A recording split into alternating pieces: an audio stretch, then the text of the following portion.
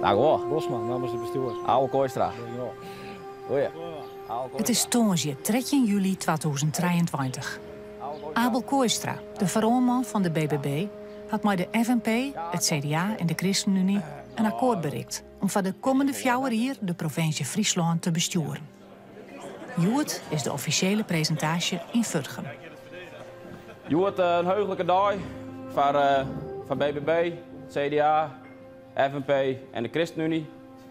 We hebben even een werkje willen onder het vertrouwen, onderlinge vertrouwen. En dat vind ik maar akkoord wat meer weerwerking gaan. Vooral in de mierskip, vanuit de mierskip. En zo hebben we gaan tot dit akkoord oparbeiden voor Friesland.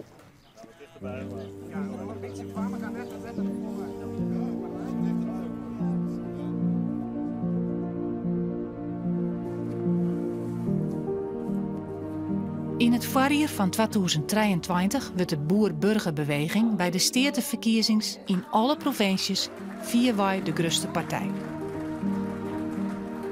In Friesland gaan maar liefst 14 van de 43 zitten naar de BBB.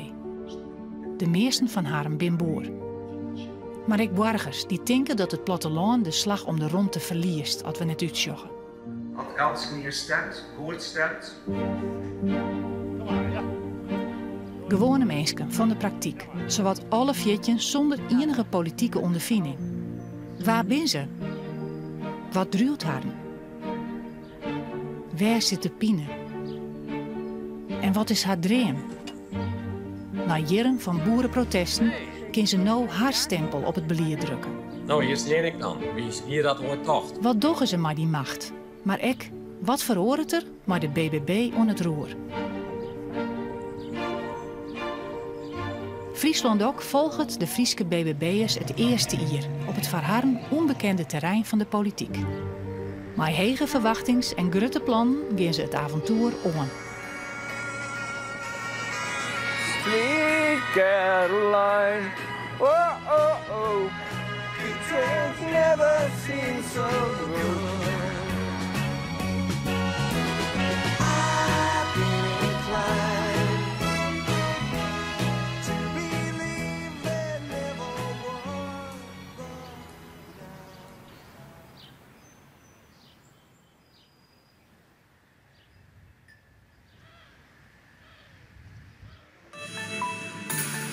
Het is nog een hele minuut oer 5. Het is dinsdag en op een provinciehuis in Jout betekent dat er een passenpartier is, een passenconferentie. En Onno Valken, die wierenfamilie bij, die is er eigenlijk altijd bij, hè? Nou, een heel skof net, want zo'n het nieuwe college geïnstalleerd is, hier er nog net een passenconferentie West. Maar ja, de knietjedagen die ben voorbij van het nieuwe college. Dat hield in elk geval van het stikstofdossier. Nou, dat stikstofdossier is eigenlijk een beetje de raison d'être van de boer-burgerbeweging. Ik ben wel heel erg de politiek ingegaan voor het behoud van het platteland en van de verbinding op het platteland. De verbinding ook tussen boer en burger, want dat is eigenlijk een beetje vervaagd. Ergens is die lijn een beetje weg. En dat ik eigenlijk de cohesie op het platteland heeft, zeg maar. De leefbaarheid, de busverbindingen, dat mensen ook gewoon oud moeten kunnen worden, zeg maar, op de plek waar ze dat zouden willen. Hè, in een vertrouwde dorp, of dat jongeren gewoon, ook al hebben ze misschien een beperking, dat ze gewoon overal terecht kunnen, dat ze zich prettig voelen. Doet Nathalie en haar band naar Friesland verhuizen, hier ze nog nooit jet van Tersool. En ze hier nooit dacht dat ze boerinnen willen zoeken, want ze is benauwd van kei. En Jimte Jan hier net dacht dat hij met het moertje van een vrouw de dagelijks een complete huishouding bijkrijgen zou. Maar doe wie daarin niet een Nathalie, die het haar vanuit de stad met 5 baan en een hoen te wenjen zetten in Tersool. We hebben elkaar elke dag gezien. En op een gegeven moment zei hij van, nou ja, we kunnen beter samenwonen, want ja. Toen zei ik, nee, dat kan niet, zei ik, want ja, ik heb 5 kinderen natuurlijk, die krijg je er dan ook bij. Hij zei, ja, hoezo kan dat niet? Maar inmiddels is de hond nog steeds binnen en ben ik hier ook nog steeds. Dus we hebben samen nog een kindje gekregen. Nou, en eigenlijk zijn we 5 jaar geleden getrouwd en we zijn nog steeds hier. Samen, ja.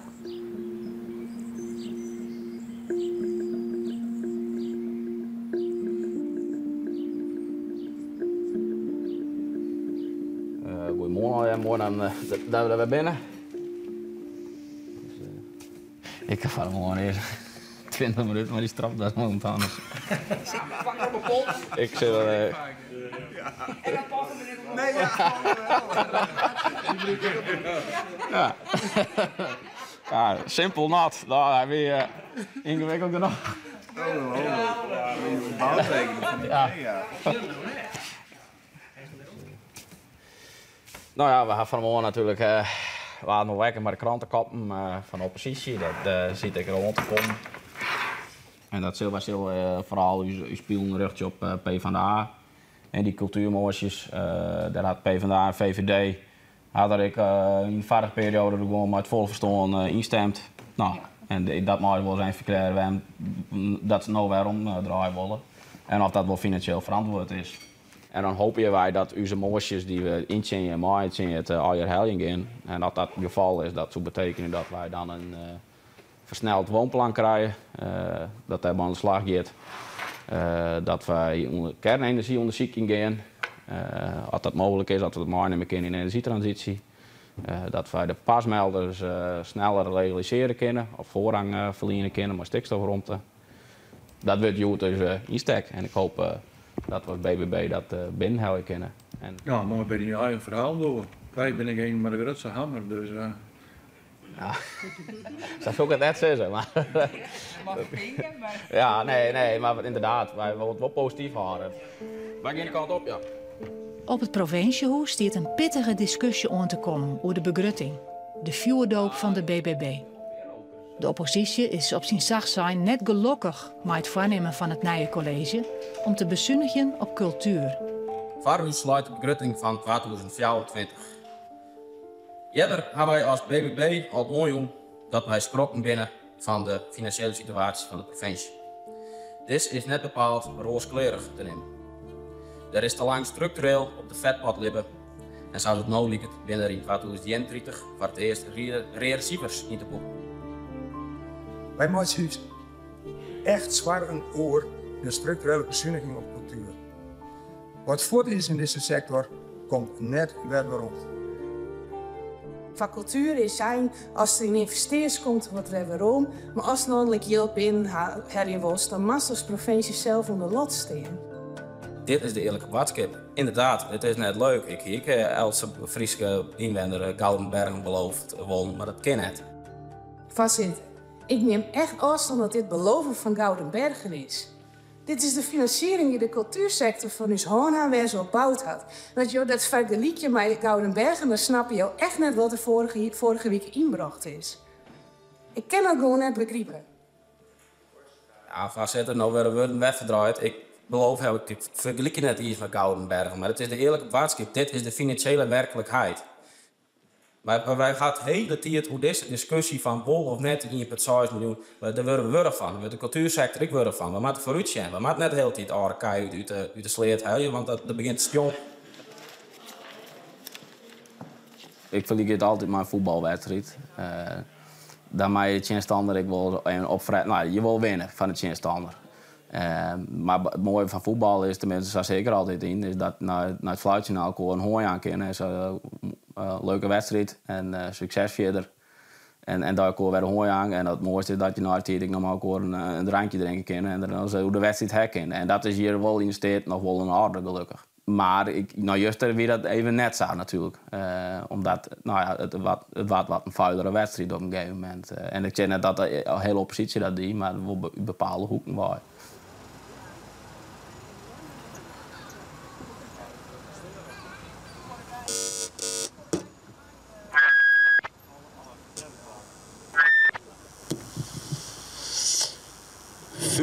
Nee, maar wel goed aan, hè? Waar is je 22 november, lijst 15, de BBB.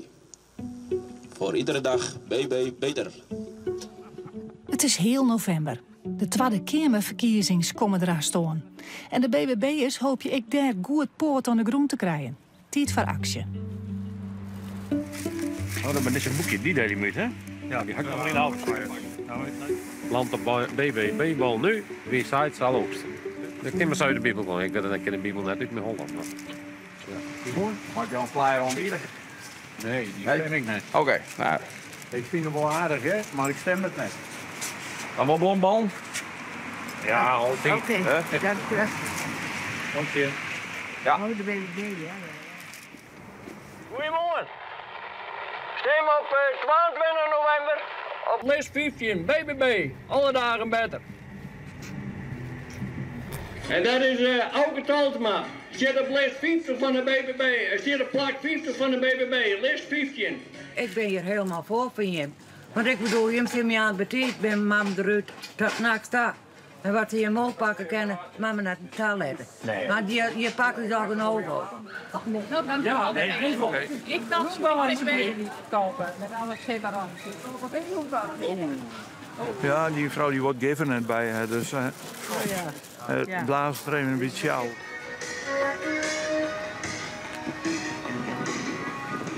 Stem op 22 november op de Vries. Hey, Sander.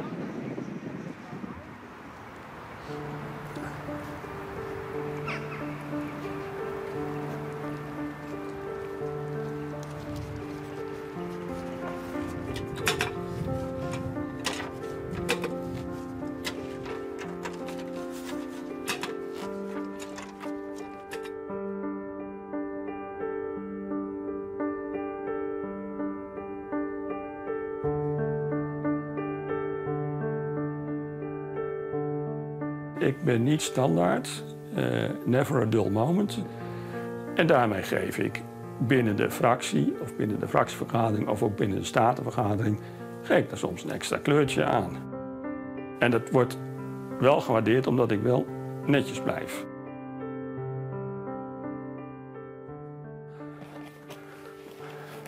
Ik ben eerst de provincie gaan verkennen. En toen zag ik dingen waardoor ik bij BBB ben gekomen. Ik zag allemaal grote windmolens. Jorwert ben ik 2 keer geweest vanwege het boek van Geert Mak. Dat was beide keren helemaal niks te beleven. Ja, ik zag allemaal bushokjes waar geen bus voorbij kwam. En nou ja, dat is dus wel een beetje het punt van... Kijk, als het dorp uitgestorven is, dan, nou ja, dan gaan de huizen naar... dan worden het vakantiehuizen, dan is het hart eruit. En alles wat weg is, is weg. Maar als ik nog in Amersfoort had gewoond, dan was ik niet bij de BBB terechtgekomen. Want ik was heel actief op de Grebbelinie. En daar, wat je daar dan ziet aan boerenbedrijven, dat zijn de mega kippenstallen. En die hebben dan een afvoer en die produceert een enorme stank. En die afvoer was meestal op de Grebbelinie gericht. Dus als ik daar had gewoond, dan had ik geen gevoel gekregen bij BBB en de dingen waar BBB voor staat. Maar hier in Friesland wel.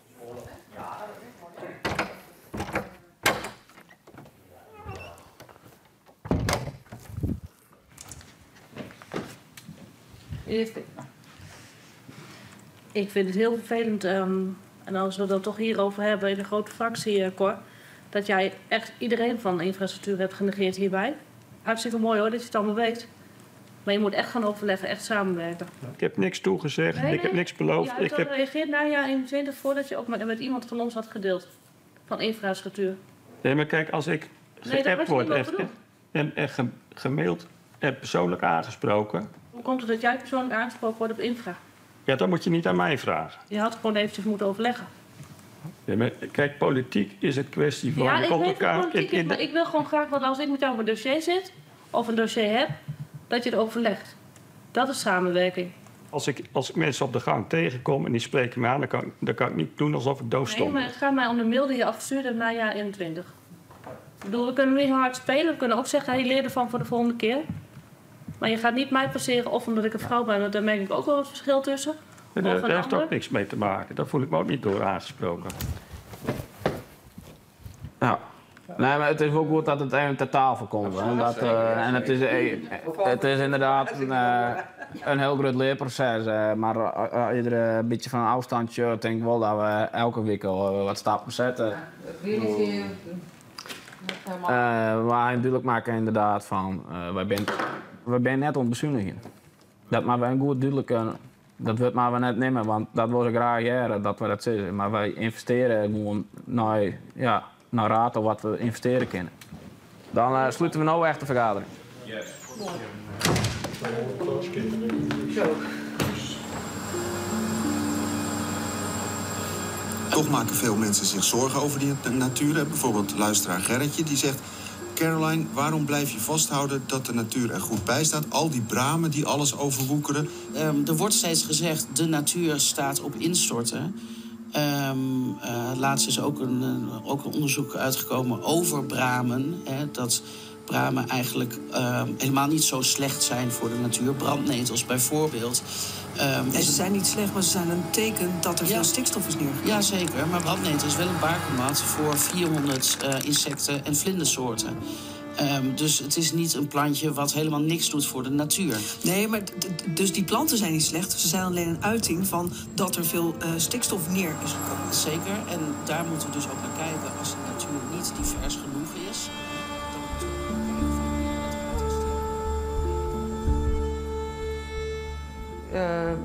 Ja, tuurlijk vinden wij klimaat en milieu, het giet dus al ik onthet. Maar het moet wel op een eerlijke manier. Zo zijn wij al hier, we zijn al wel hele eerlijke mensen, denk ik. Ik begin er juist nog even, hier het om in de coronatijd waren er dus net flight. We hebben hier een strak blauwe lucht, we hebben samen een mooi winterke. Maar woorden krijgen schuld, is het wel duidelijk. Kom maar jongens. Dus als wij niks doen, dan komt het net weer. Dan gaat de hele agrarische sector naar de knoppen. Ja.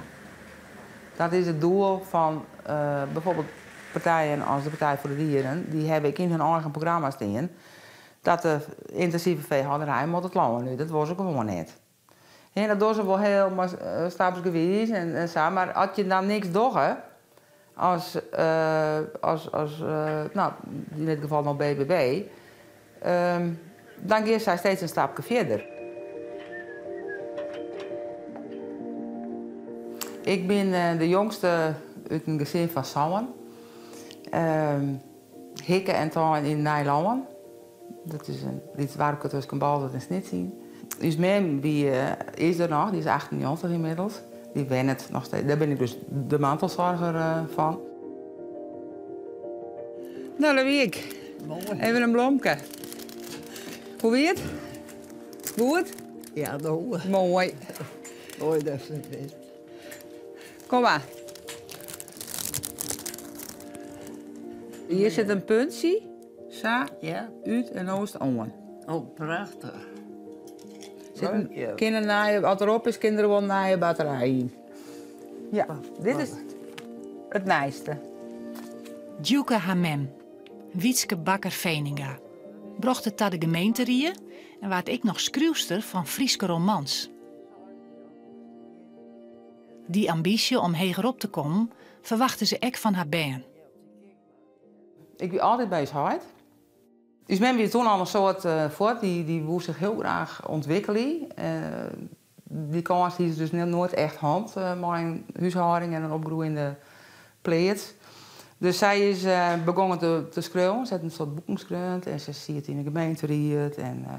Ik ben net een leider, ik ben net een makkelijke leider, dat weet ik al nooit. En dat is voor mij altijd wel een dingetje. Want ik heb broers en zusters die ik heel goed leren kennen. Nou, dat weet het natuurlijk. Ik ben daarna in Balzert bij een boer aan het werk gegaan. Dat heb ik altijd. Dat weer zo. Het weer net al je leerders. Het is nou, ik zei. Het weer net al je leerders. En wat zijn jou, wat dachten jou, dat je jaren dat Joeke in de steden kan?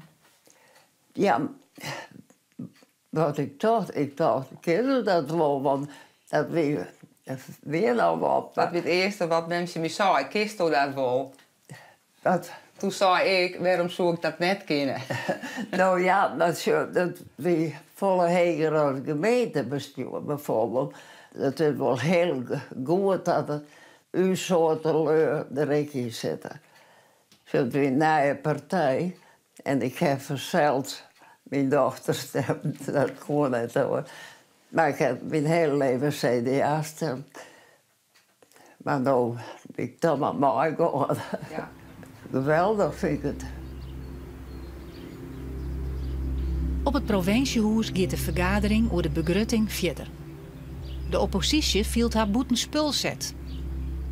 Wilst het BBB haar opwint over uitspraken van de oppositie in de kranten over een machtsgreep. GroenLinks zet in de media del, misschien ook wel namens de mede-indieners, dat je hield uitjong wordt zonder verantwoording uit te leggen. En ik vind dat echt een zwaarlijke uitspraak. En dan ga ik het nog net eerst over het wordt ondemocratisch. Misschien begin ik daar straks nog over, voorzitter. GroenLinks wil gewoon hier op een ordentelijke manier democratie in het politieke debat voeren.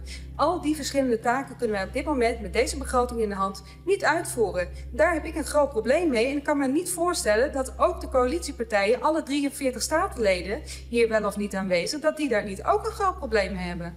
Ja, voorzitter, laat hem duidelijk wijzen dat wij de woorden ondemocratisch nooit broekt hebben. Dat staat zelfs in je eigen persbericht. Met alle respect, voorzitter, maar dan gaat u straks maar alsjeblieft de livestream nog even een stukje terugkijken. U zegt het hier letterlijk net in de zaal dat het ondemocratisch is. Over hoe dit wordt gedaan. Nee, voorzitter. Nee, alles waar net. Kooistra had net zo dat het ondemocratisch is. Hij had gerefereerd aan een krantenartikel. Het is net zo dat wat de heer Albers zei, dat je cowboys, maar lasso's, dat geldt het jang in. Het gaat volgens de trajecten die hier opsteld binnen. En ik vind het jammer, voorzitter, dat dit helemaal, zeker in aanrennen naar de verkiezingen, helemaal tot het Egypte negatief uitgeven wordt. Wils het om een wezenlijke discussie gaat, die wij graag inhoudelijk vieren willen. Maar door al die waardeclaims die er van tevoren al oplaan binnen, vind ik het heel lastig om een inhoudelijk en zo wat te vieren. Ik blijf het bijzonder vinden dat er zo'n fundamenteel verschil van inzicht bestaat in wat het betekent om een statenlid te zijn. Ik heb mijn uiterste best gedaan om het belang van het amendement en het belang van wat wij hier doen in deze staten, om dat helder te maken. Heb ik bij alle coalitiepartijen dat geprobeerd om dat helder te maken en in harmonie tot een goed besluit te komen. Dat is helaas niet gelukt, dat betreur ik heel erg. De oppositie is woest op de jonge coalitie. Vielt haar onder kanscoot. En liet dat witten met een moosje van treurnis. Maar de BBB had nou een keer de grootste hamer. Last, but zeker not least, moosje van treurnis. Hey. Vrijwillig. Tegen.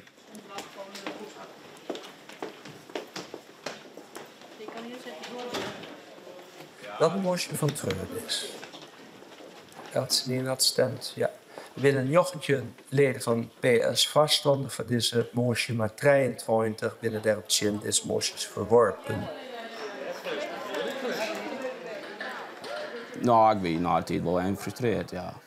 Het is een beetje, ja, je krijgt, of ja, mes in de reg, wat ik nog net zeggen, maar ja, er wordt iets, je flikt, zeg maar. Maar alle beste bedoelingen er maar bezig binnen en ik denk, ja, daar is het je net om te dwaan. En dat vind ik gewoon jammer. Op de dag van de Tweede Kamerverkiezings reizigt de Frieske BBB-fractie vol verwachting aan naar Aduard. Om mij haar Greense partijvrienden een goede verkiezingsuitslag te vieren. Hoop je ze. 26 zetels voor de partij van Timmermans.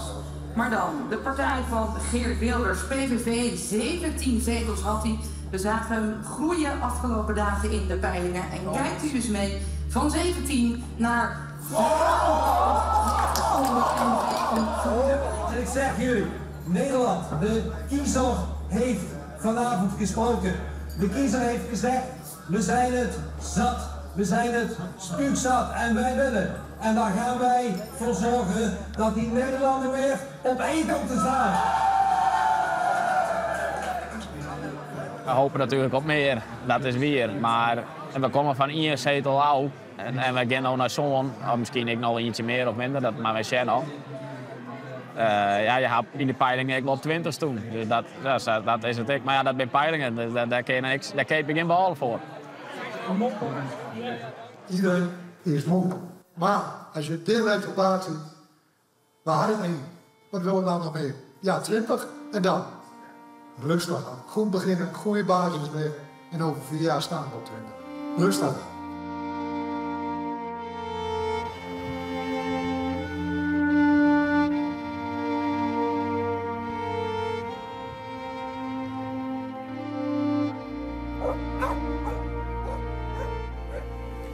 Volgens mij was het paard van Sinterklaas altijd wit. Nee. Of hebben ze per ongeluk een verkeerd paard genomen? Ja, dat is zoals zo geverfd.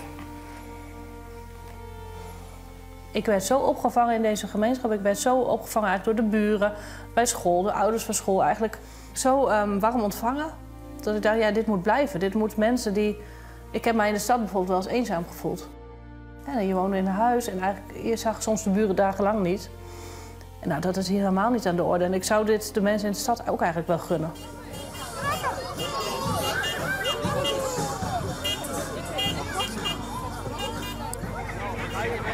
Hij is heel lief geweest, de heer. Beter als vorige. En daar erg me ik heel erg aan hoe BBB soms voortzetten wordt. Ik woon op persoonlijk niveau, waar ben ik gewoon mensen van vlees en bloed. En wij staan ergens voor, ik de waardskip van het platteland, dat is gewoon onze drijfveer, onze core business, zeg maar. Maar die gedachte, wat ben ik zo groot worden, dus dat is een signaal. Ja, hij zit wel.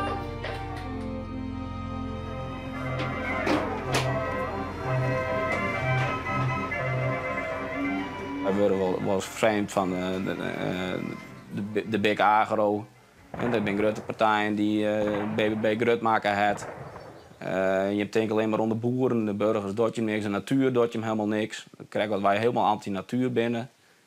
En het ben maar een steltje populisten bij elkaar.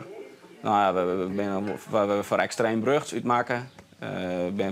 Persoonlijk ben ik zelf op Twitter wil uitmaken van gauwleider. Nou, dat vond ik echt, dat maakt je heel erg op afstand houden. Want wij zijn geen nazi's of racisten of mensen die discrimineren. Maar ik vanuit bepaalde hoeken wordt dat zijn, denk ik, dat kan ik net plaats. En daar kun je heel erg leuk om worden en dat mag je net wan. Dus en dat zeg ik nooit naar boeten te uiten dat je er leuk om binnen, maar wij zitten maar een goed doel. En integer mensen die dit doen willen. En als je daarom komt, en dat zie ik als fractievoorzitter, als je integriteit komt, dan kom ik om mij. En dat ga ik wel eens proberen in de stad en ik wil duidelijk te maken. Dat doen we je net. En ik vind net dat dat de manier is hoe wij met elkaar samenleven moeten. En op inhoud, wat ik zei, dan moet je knetteren en dan moet je echt net leervaardig wezen, maar we leren elkaar wel een beetje heel.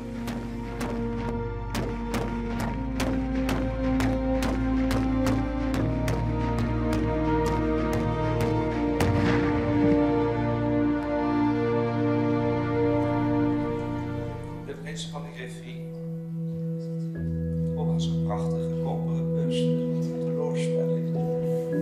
Maar is ook iets. Ja, de jongens zijn heel wat van de tradities. Dus dit is een anticlimax.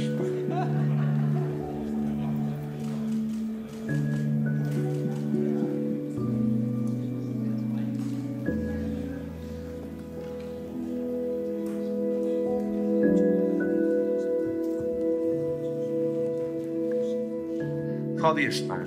Willen jou dit ambt aannemen? Begeren. Oké, prima. Tegen dank. Dan mag jou hier komen.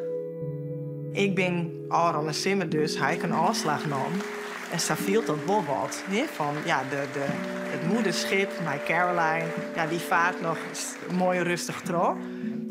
En tuurlijk, wij waren nog net geïnstalleerd als deputaire hier in Friesland. En toen voelde het kabinet dat ik hier graag de Tweede Kamer in ga. Dan komt dat moment in één keer, terwijl ik nog net om mijn nieuwe taak begonnen ben. Ja, dat wie wel even slikken. Maar ik ga voort zijn, ik ga de kar maken, ik ga voor Friesland kiezen. Dat ga ik zijn en daar steun ik dan ook voor. Bij de steerteverkiezingen in het voorjaar van 2023 wordt de boer-burgerbeweging in alle provincies de grootste partij. In Friesland gaan 14 van de 43 zitten naar de BBB. Friesland ook volgt ze in haar eerste jaar.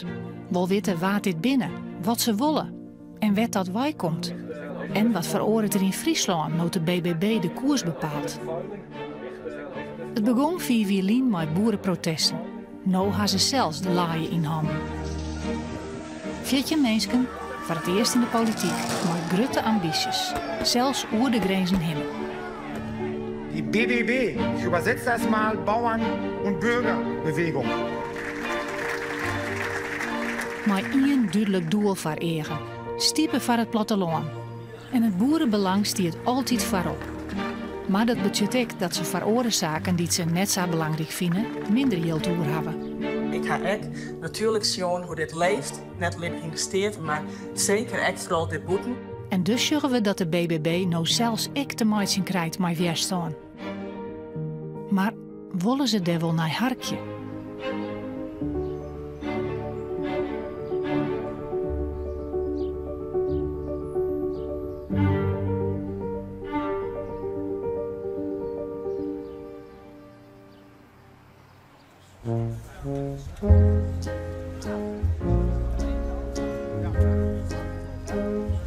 What the world needs now is love, sweet love.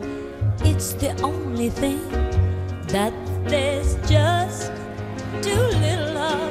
What the world needs now is love, sweet love. It's the only thing that there's just too little of. Ga gewoon door. What the world, kom, we gaan lopen. Needs now is love, sweet love. It's the only thing.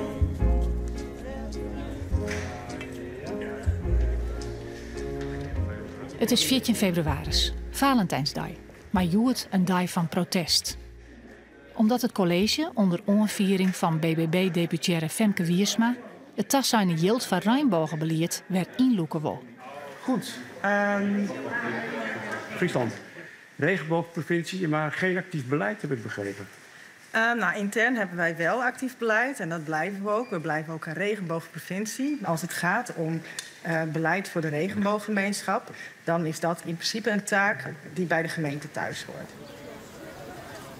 Ik vind het ook wel een beetje eng worden. Als de politiek dit soort uitspraken doet. Ik werk ook in het onderwijs. Ik zie dat ook in het kerken. Als mensen in de politiek dit laat aanhouden, waarom zou je dan in een meerschip hier nog om denken moeten?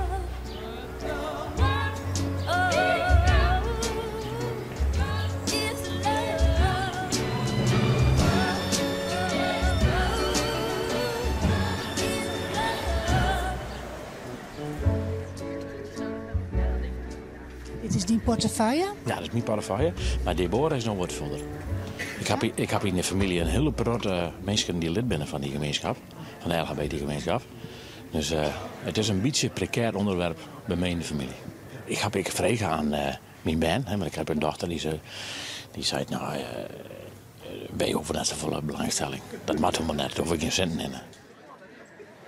Beste mensen, hallo welkom hier op de stedencommissievergadering. Ik ga verder over in het Nederlands. Ik kan gelukkig ook een beetje Nederlands, dus...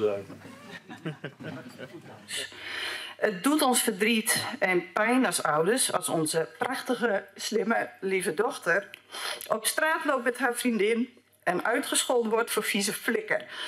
En dat onze prachtige, lieve, creatieve zoon, die inmiddels in Amsterdam woont, in zijn geboorteplek over zijn schouders moet kijken, omdat hij in het verleden gepest is.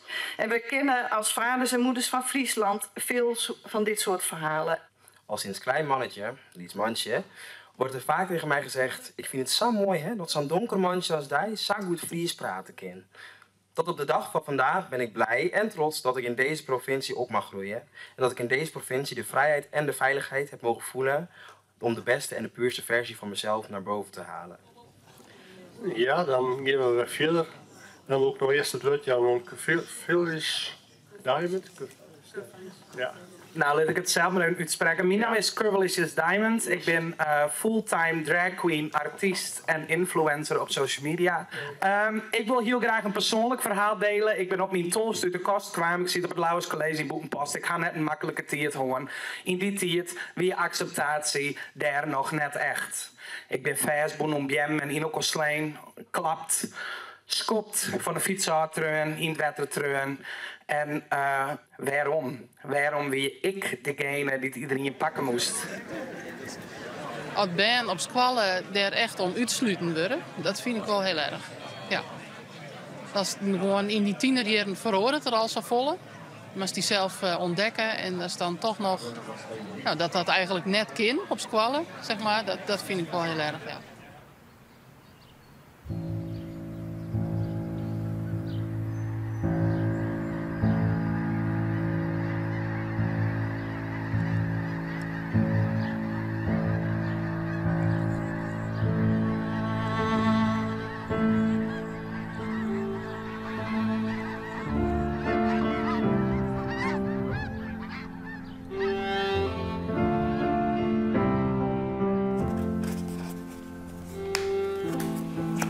Ben ik naar een loophek.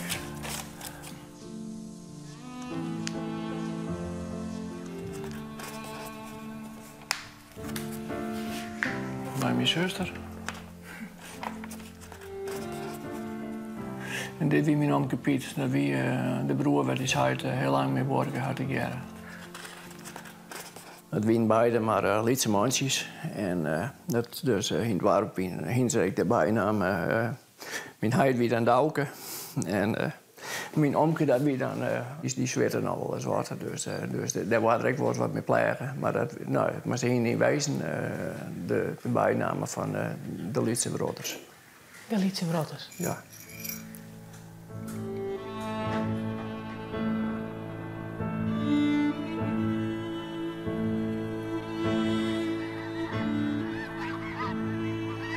We vangen, ik denk elke keer hartstikke volle woorden op. Dan had je meegenomen om stappen in Nederland. Dus ik bezeg, het kan net zo wezen dat alles maar groeien en bloeien kan. En de meest iedere, of tenminste in mijn beleving, de boer ieder, om de natuur te beheren. En als je alles in gang in list, ja, dan mag je net eraan zien dat Nederland een groot stiekel- en middenparadijs wordt. En je kan niet alles gebeuren laten.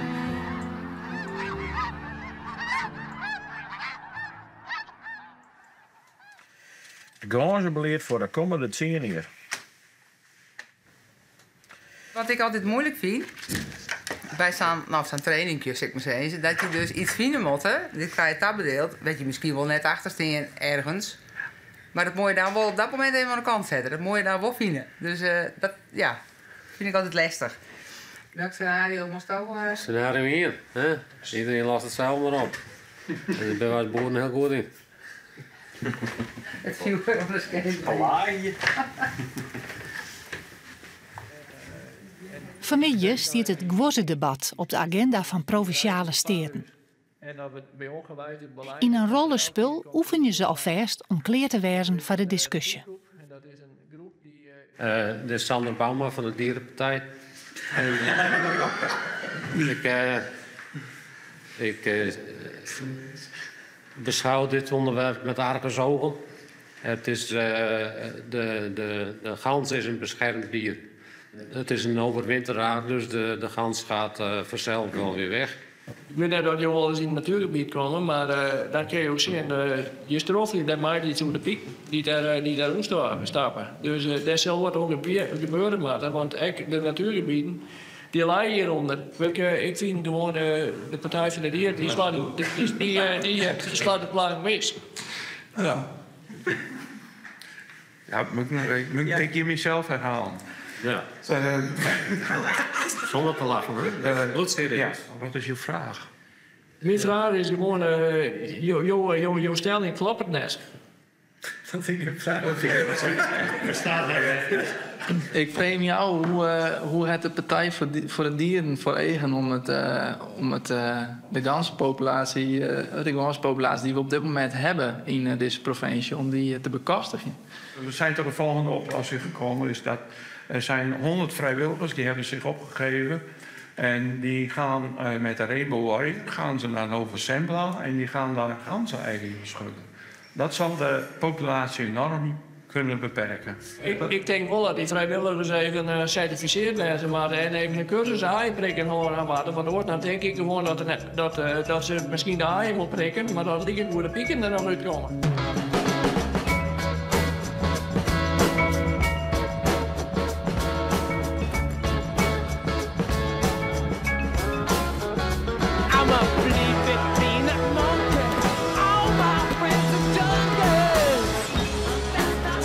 actie oproep die wat publiceren door Farmers Defence Force onder de kop Het Geert On. En ze binnen wel heel duidelijk wat inspireren door de collega's in België, Frankrijk en Duitsland. Daar had ze respect voor.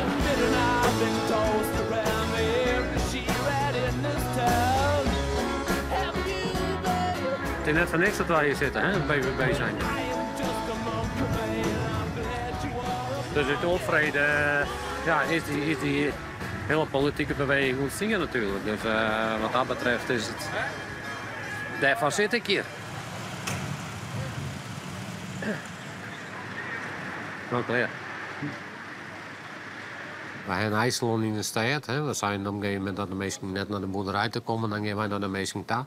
En op een gegeven moment hier ik wat promotiemateriaal van Farmers Defence Force bijvoorbeeld. Nou, dat is een beetje radicaler als BBB, maar ik een vlag ophangen.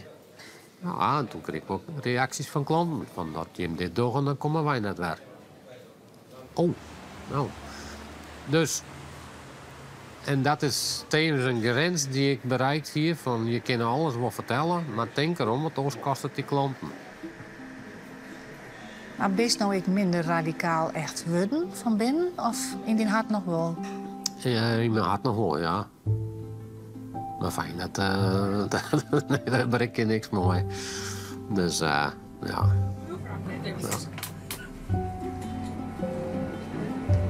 Hier. Ik krijg goed. Goed. Ah, dat weet je precies ook. Auke die komt bij mij het werk mooi. Dus daar praten we ons eenmaal over. En ja, dan jaren we wat leeft onder de regionale visgezin. En ja, ik ben aan boer en dan hebben we eigenlijk gedeelde zorgen. Hè? Dat we terug de hoer hier eigenlijk ja, wel mist worden kennen. En dat giet mij om je hart. En in de sector, maar bij hem is het net anders. De blauwe is toevallig een MSC-sec, want die is weer een hele millimeter wierder. Ja, dat was het of net, maar een hele millimeter wierder als de orenkant die we hebben. Prijscontrole op zee zit er natuurlijk een gat in, dan is het probleem. Dan is het afliek maar uitzien, repareren. Ja, of de hest het zijn manipuleert, dat komt ik voor. Ja, dan ben je lul. Dat is gewoon €4.000 boete per kant. Hoest net hoe te praten, ik, krijg gewoon accepteren thuis. Wat kennen deze mensen van de BBB van Dijnbert Schutten? Dat weet ik net op korte termijn, maar ik weet wel dat de laatste verkiezingen mij een beetje moeilijk jou ontrotten gaan. De politieke verhoringen de laatste tijd. Maar dat dat net gebeurt hier, dan hebben we eigenlijk wel de stekker eruit trekken kunnen, denk ik. Ja, want met deze en GroenLinks komen we nergens in het land. Dan wordt het helemaal niks. Nee. Kijk, dan ik wel wat van Bouwkel heet. Dus zeg ik dat ik kapot, dat die er weer woont. Ik ben genoeg visken, dat niet hartstikke door. Een overschot aan vogels en dat is juist wat die al even opfretten. Ja, dat die vis net nou, dat die vogels dan opfretten, dat zij nou visken. Nee, ik vind het verder niet. Als er hoogte zijn ze dat het boven nog gewoon is, dan... Nou, lukt dat net. Nee.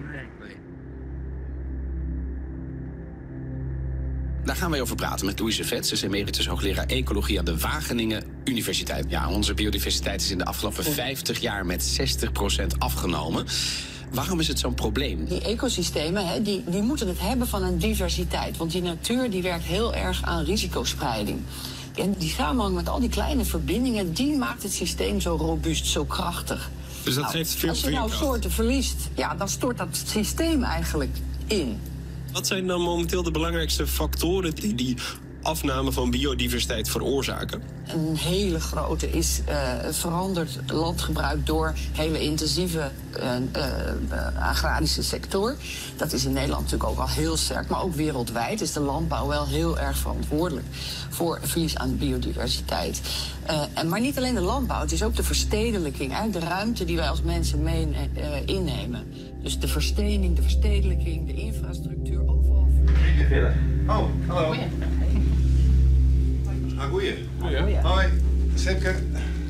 Hoi. Hoi, was de bloem nog opruimen? Nou, die zijn klaar, die hakken maar uit. Hoi, Sipke. Sipke-Jan Bousema is op het provinciehuis. Hij wil de BBB-fractie ervan overtuigen dat het yield voor het Rijnbogenbeleid blijven mat.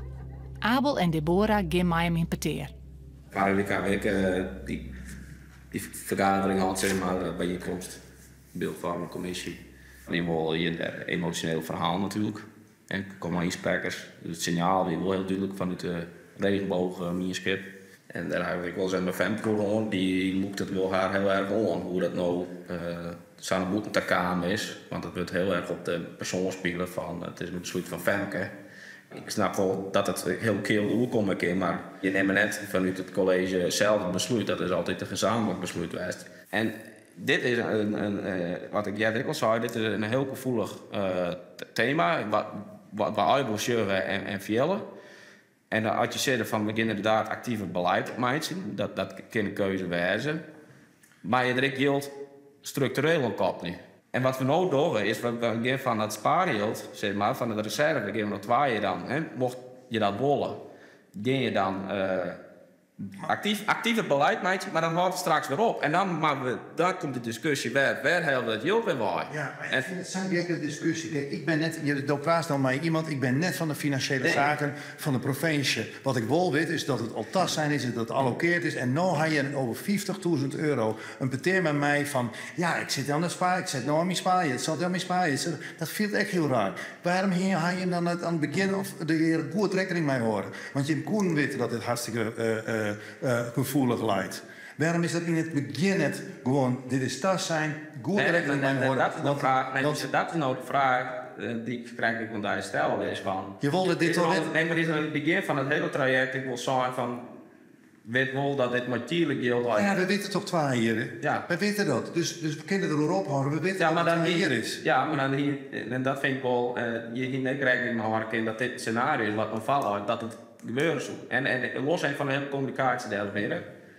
Nee, het is tas zijn. Het college had je gewoon een handtekening zetten kunnen en dan zie je wij net bij meer dan 100 man in de commissievergadering. Ja.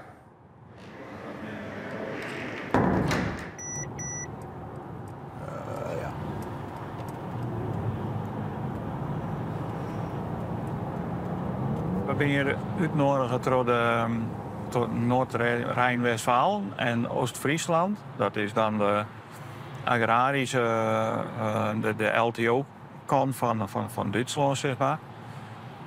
Die hebben ze uitgenodigd om wat te vertellen over de BBB.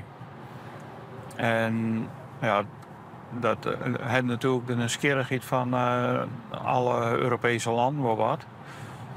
Maar deze, die willen er echt meer over weten en misschien zelf ik wil een BBB beginnen.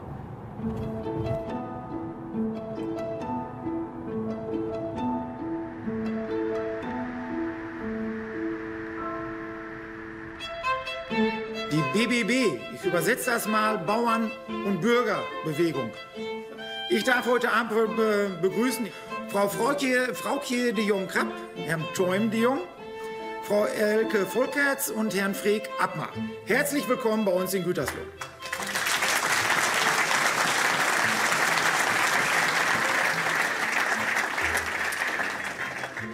Das ist von 2019. Also das sieht fast ähnlich aus, wie ich die letzten Bilder auf Ihrem Fernsehen gehabt habe. Ich habe heute gesehen, in Warschau gab es auch wieder über 1000 Traktoren. In Spanien, Italien, überall ist was los. Und ja, da muss tatsächlich was los sein, wenn die Bauern nicht mehr da bei ihr Vieh sind, bei ihr Acker sind, aber unterwegs.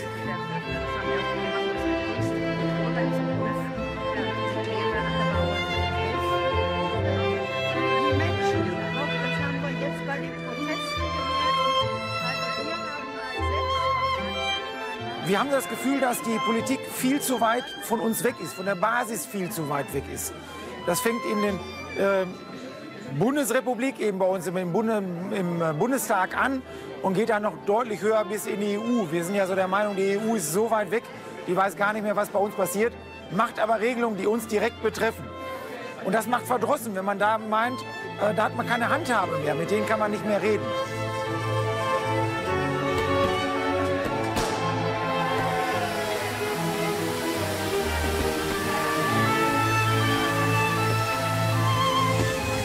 Terug van niet niet weg geweest. De boeren vandaag opnieuw protest. Klopt, niet toevallig vandaag, want de Europese ministers van Landbouw zitten daar samen. En een groot stuk van die onvrede van de boeren is gericht op Europa.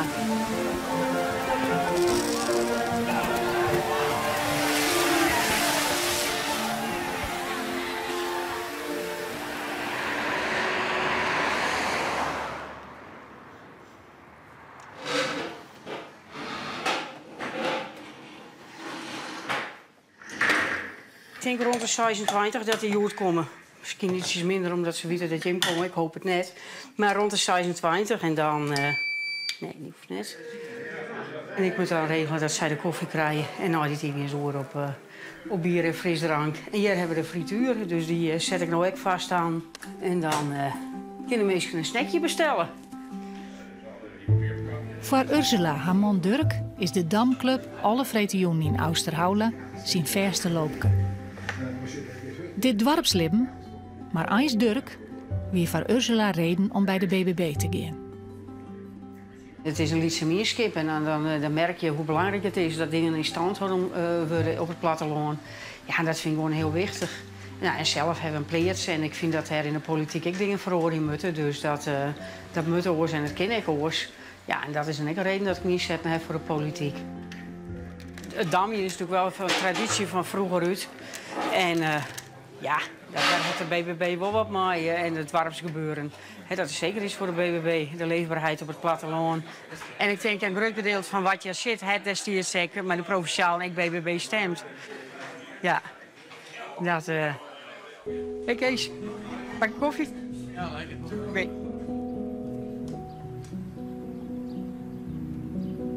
Nou, hoor nog een bakje? Alsjeblieft, super. Het is een spannende dag voor Ursula, Dirk en haar boerenhelp Anne. Ze zijn er nooit dit jaar met bezig. Na de koffie maaien de kei eruit. Voor het eerst na een lange winter en een wierd voorrier. Zo, dan heb je vast aan de mooi. Mooi. En hoe oud wie is die? Hoe lang is dat? Dat is voor 30 jaar, misschien voor 35 jaar. En hoeveel boeren ben je nou nog op de streek? Nog 5. En nou ja, er is nog één die is een stapje, dus dan ben er nog 4 roer. Ja. En hoeveel boeren ga je eerst west? Dan ga je wel 30 west. Ja. Nou ja, dan had je dat 20 jaar in zijn heen je opsluiten in Frankrijk. Ja. Het is het gang de laatste periode. Ja. Zo, de overheid die... het maakt net een plezier dingen met de regelgeving. Als je je netjes aan de regels houden en je hebt de zaak goed van elkaar en je doet ik net de gek. En je wil alleen nog maar kwaten. Dan dat vreet mij op. Ja.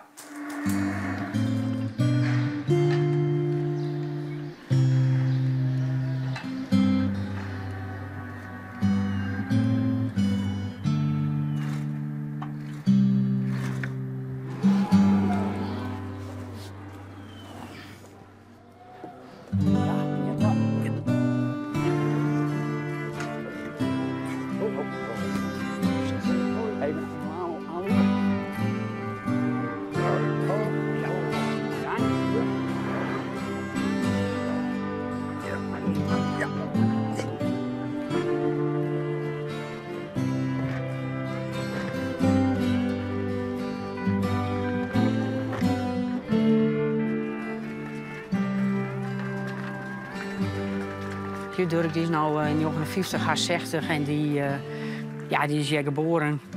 En altijd boerwest van nou jonkje aan, altijd al zit in zijn genen. Nou ja, en zo hebben we het opgebouwd. En dan zie je dat door de regelgeving dat het langzaam oudbrutsen wordt, zo voelt het. En dan betekent ze weer wat nice en dan denk je, ja waarom nou? Ik heb het altijd goed gedaan. En waarom nou weer meer regeltjes, weer meer regeltjes, dan moet je daar weer op aanpassen. En daar heeft hij gewoon heel dreig mee en dat snap ik ook wel. Toch wel vaak somber. En soms ook moeilijk uit de woorden komen. Dus de hollig zit gewoon vol. Dat is eigenlijk wat de huisarts constateerd heeft. De hollig zit gewoon helemaal vol. behoorlijk wat spanning en stress. Maak het Ja. zo uit? Nou ja, we zijn al bezig met hulp, maar ik maak ze wel zwaarder nu, ja. Ja, ik hoop dat ze wel goed op een rit komt. Nou, met 12 uur brutsen, dat zal het nog. Ja. Ja. Prachtig. Ja. Ja. Ja. Ja. Hebben we weer op de hoor. Ja. Nou, amendement 2 kies voor de uitvoering van Rooiborg-beleid. Dat is het amendement van D66, GroenLinks, FNP, Partij van de Arbeid, VVD, SP, Partij van de Pist en het onpaste variant.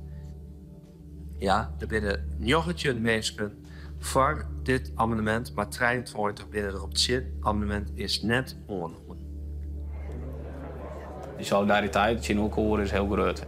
Maar ik op inhoudelijk niveau van misschien ook wat helpen en adviseren. En maar denken van hoe kun je het beste doen. En ook wat in de kracht zetten. Nou, dat vind ik heel mooi te zien hoe dat zich ontwikkeld heeft hier. Ja, ik ben een soort wolvenroedel ontwikkeld, zeg maar. Voor mij is de kop net gek. Een wolvenroedel? Ja, nou, die kennen, ja, dat is zo'n bij de BBB net zeggen, maar de wolfpack nemen ze het dan wel eens.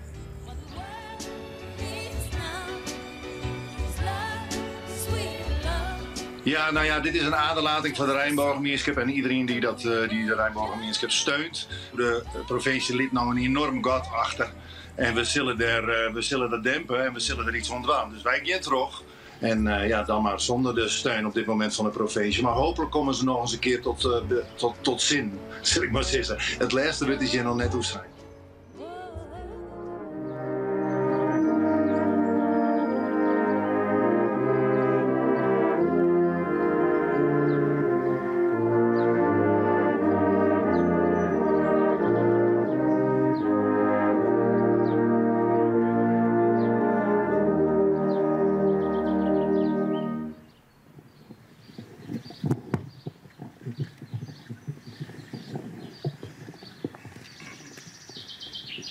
Wat een vreselijke tijd. Heel veel mensen raakten elkaar kwijt.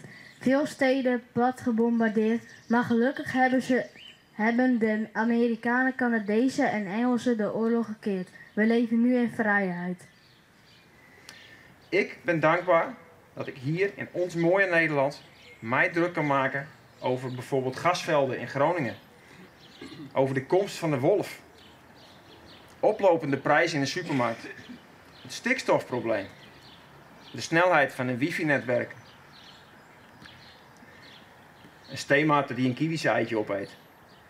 Wij mogen een mening hebben over het politieke beleid. En ik ben dankbaar dat dit de dingen zijn waar ik me druk om mag maken. Gelukkig gaat het in Friesland nou net over oorlog of onderdrukking. Maar de dingen die de militair neemde, stikstof, de wolf, de stiermut, staan heeg op het lijstje van de boer-burgerbeweging. Via wij de grootste partij in provinciale steden. Waar ben zij, die mensen dat 1 op de 3 kiezers op stemd had? Ze strijden voor het platteland. Vooral voor de agrarische sector. Minder interesse en yield hadden ze van natuur, kunst en cultuur. Er verloor het heel wat in Friesland met de BBB aan het roer. En als de partij in de regering komt en de minister van Landbouw levert in mei, wordt Femke Wiersma naar voren gescoot. En zei ze ja.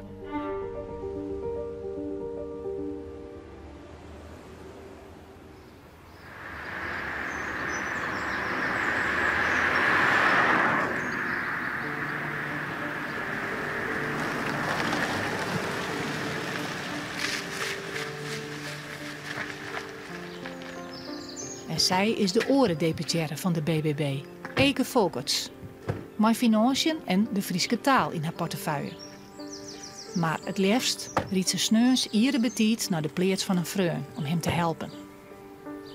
Dus op morgen ik nog melken, als die maar. Als het past en ik heb sneus die een ding van het werk, dan wel. Ja.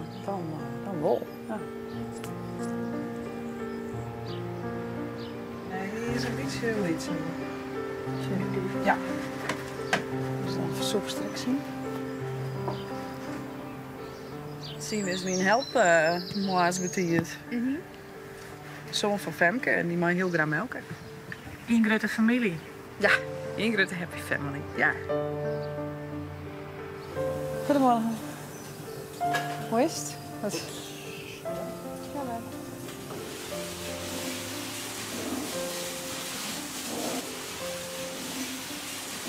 Is het ook spietig dat Femke voortgaat? Hé? Ja. Ja, dat vind ik wel echt... ik vind het heel jammer. Van mezelf. Dus dat is heel egoïstisch. Maar het is natuurlijk voor haar een fantastische kans. En ik weet ook zeker dat ze er een heel soort dwang in voor de agrarische sector, voor de landbouw. Dus het is alleen maar super, hè? We zijn heel goed bevreugd rekken en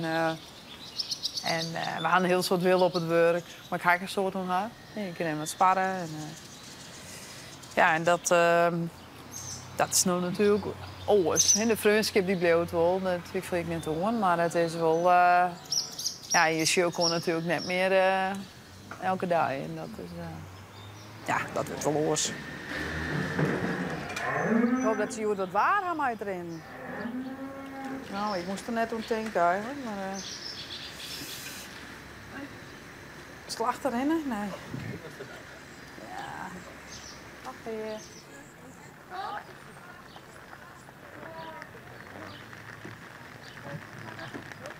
Adel. Ja. Hoe is het? Weer. Ja. Maar waar bist je? Maar een stuk of zo'n vreun. Je werd het achterin. Kan je er net mijn grootste hobby, maar ik ben emotioneel mooi goed. En hou ik wel een beetje van uitdaging. Dus, ja. Wat duwt hij om dit te doen? Nou ja, wel van uitdagingen steeds maar. Op papier ik wel. Iets zelf tegen, dat vind ik wel mooi. Deze heb ik 18 in roem. Nou, die ik wel aardig weer. Ja, en het is gezellig. Onderweg. IMC scoort wel een film. Daar zit boerenmoeder op, hè? Bij hem doet dat aan. Daar ga je erop op. Oh ja. Mensen dat dus... best hier op begonnen. Nou, een beetje oorsteen bij dit jaar, maar dit ik wel veel dingen kennen. Ja, nou, dat zijn we zien. De eerste stedelijk, maar wat denk ik. Maar best ik klaar voor om...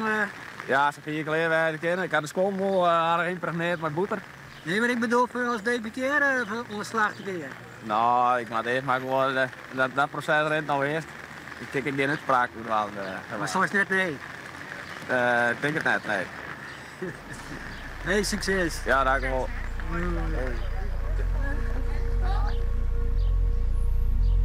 De nieuwe coalitie had het voornemen om flink te bezuinigen op cultuur en Fries taalbeleid. Deputaire Eke Volkerts en haar collega Siebe Knol van de FNP matten dat uitlezen in de commissievergadering. Kunstners, musea, cultuur- en taalorganisaties vinden de bezuinigings onbegrijpelijk. In Friesland stikt het van het talent. Het is daarom enorm zonde dat veel van hen zich genoodzaakt voelen dit in een andere provincie door te ontwikkelen. Friese beeldende kunst is meer dan truttige schilderijen met koeien en boerderijen erop. Alleen dan moeten we onszelf wel serieuzer gaan nemen. Wij betreuren het afzullen dat er niet met ons praat is over de bezuinigings. Het bordskip viel ons rauw op het dak. Heel nuver. En misschien wel onfatsoenlijk. Het raakt de kern van de schrijversronde als taalinstituut en daarmee dus ook het beschermen van het stellingwerk als taal. Goedenavond allemaal, ik ben Eline en sinds 2022 doe ik mee aan Kunstbende. En toen ik bij Kunstbende kwam, toen ging er echt een wereld open voor mij van creativiteit en gelijkgestemden. En dat er dan iemand zegt van, wat jij doet Eline, dat is goed, jij kan dit. Het college had net alleen nog minder jiltoer van kunst en cultuur. Er worden ik oren accentenlijn. Voor de experimentele kunst, die het voorop rennen wil, is minder aandacht. Voor de plattelandscultuur in de dorpen krijgt meer. Zo deputaire Knol het zei in de kranten, minder wattel en meer frikandel. En met die uitspraak wordt er om een erenslijn. Wij begrijpen net wat de deputaire bedoelt met deze metafoor. Meer frikandel, minder wattel. Jouw meer uitlees over wat bedoeld wordt met frikandellen of wattels? Hoe wagen oren aanpak en stop je de voorstelde bezuinigingen. Laat ons doen eens in lezen en schreeuwen. Laat ons de Gerris jongen en speel je en ons verwonderen in musea. En als het even kind, mij wat stiepen van de provincie. Dank u wel. Dank u wel. Ik ben ervan overtuigd dat wij dienen hebben wat we dwaan moesten en dat bedeed ik verantwoordelijk voor al deze keer. Ben ik echt van overtuigd. Ik kreeg nu en ik wel wat kritische vragen van insprekers, maar ik van de stedeleden die zijn van je zoen net goed genoeg hoe lang gaan met de sector. Ze zoen te min kans horen haar om mij te praten hoe deze noodzaak. Ja, en dat is net weer. Tal van bezitters, tal van oorlogsstructuren. Een enquête met 222 respondenten op Westbin. En hoe het algemeen zeg ik dat de notas dat die er luidt, dat men daar waardering voor heeft. Maar goed, voor de financiële uitwerking, ja, dat doet op gewoon plakken, doch dat pine. En ik heb dat van een jongen zijn. Mochten wij de zaken krijgen wat oors dienen, ik financieel zien, ja, dan hier je van een jongen weer oren mee gezet. Dus we zijn er bewust van dat het altijd heel dreig is om dat goed te doen.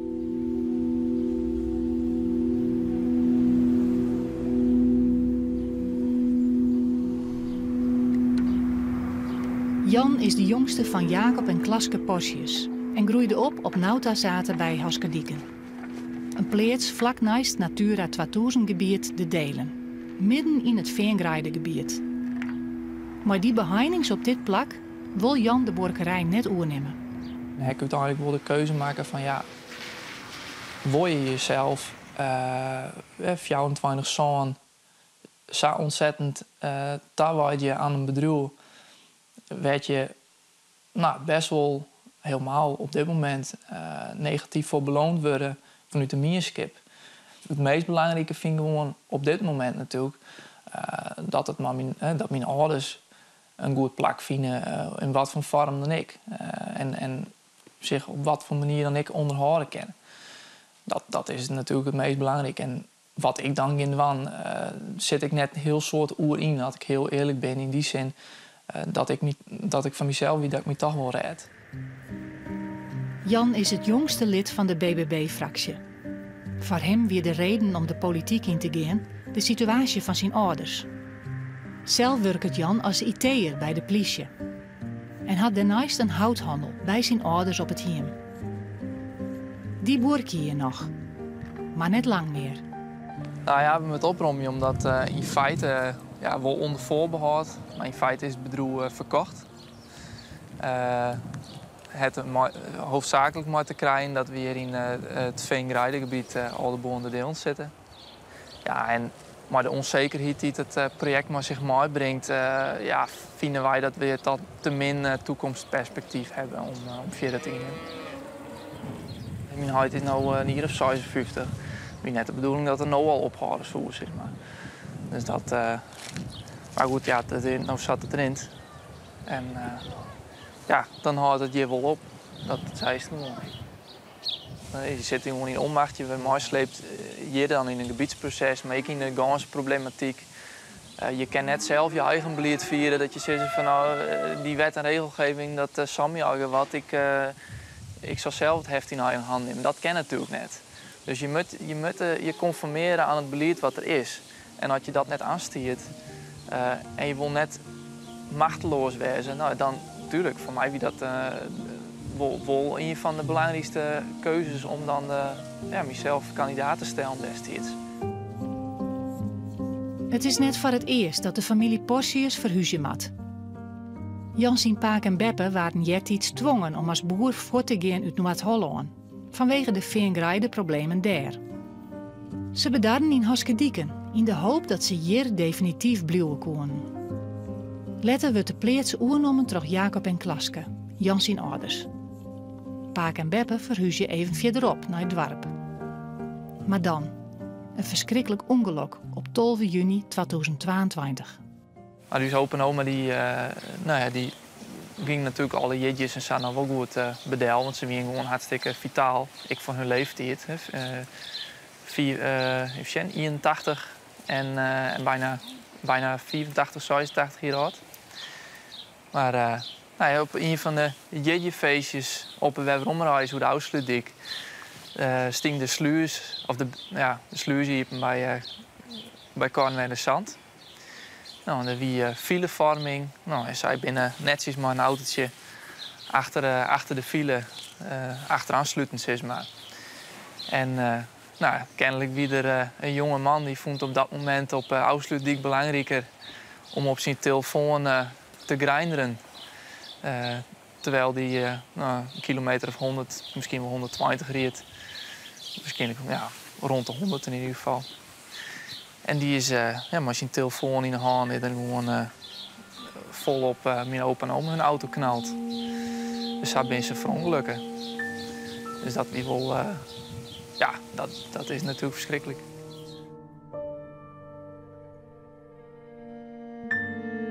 En die hebben mij gekregen, ik die van Weide. Nou, dat vonden ze verschrikkelijk. Dus dan ben we daar waar ging.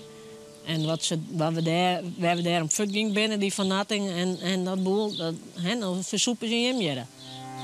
Dus die vonden dat ik verschrikkelijk. Droe, dat is natuurlijk ook een stukje wat er van hun nog is. Wat je eigenlijk wel in leven houden wil, op een goede manier, zeg maar. En als er oorbeleid voor nodig is, ja, dan moet je aantreden, moet je een stap naar voren zetten.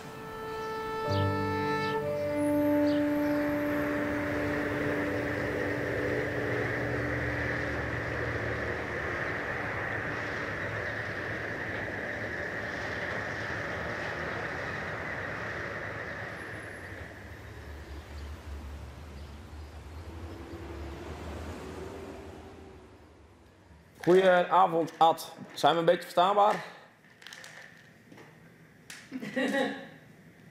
Ja, het is niet helemaal super, maar ja, op zich het is te doen.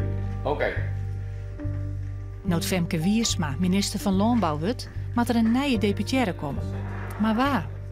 Ad Baltus van het haatbestuur van de BBB wordt vragen hoe dit aan te pakken.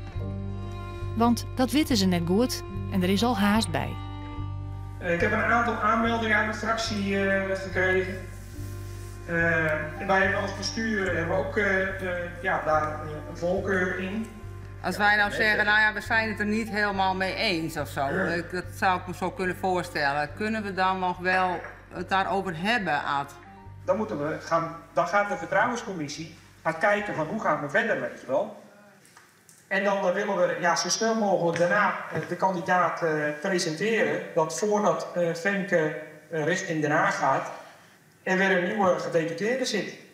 Mijn voorkeur is om voor de voetbal in Friesland met elkaar af te spreken. En dan er meteen proberen het rond te gaan maken. Dus al we moeten zeggen, we doen het op zaterdag. Maar ik denk hoe sneller de kogel door de kerk is, hoe beter idee. Dan haak ik bij deze af. Yo. Tot ziens allemaal. Oh ja. Doei. Meerdere fractieleden maken gading naar de functie van deputaire.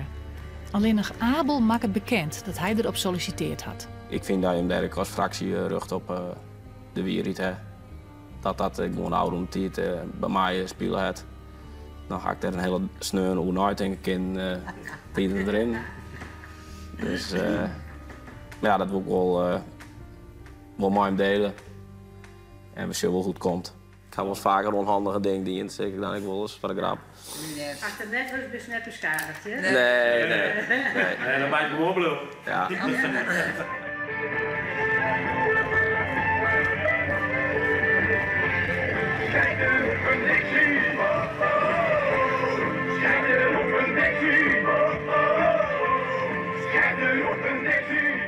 De bezuinigings op cultuur rijdt je het Veenhoopfestival net.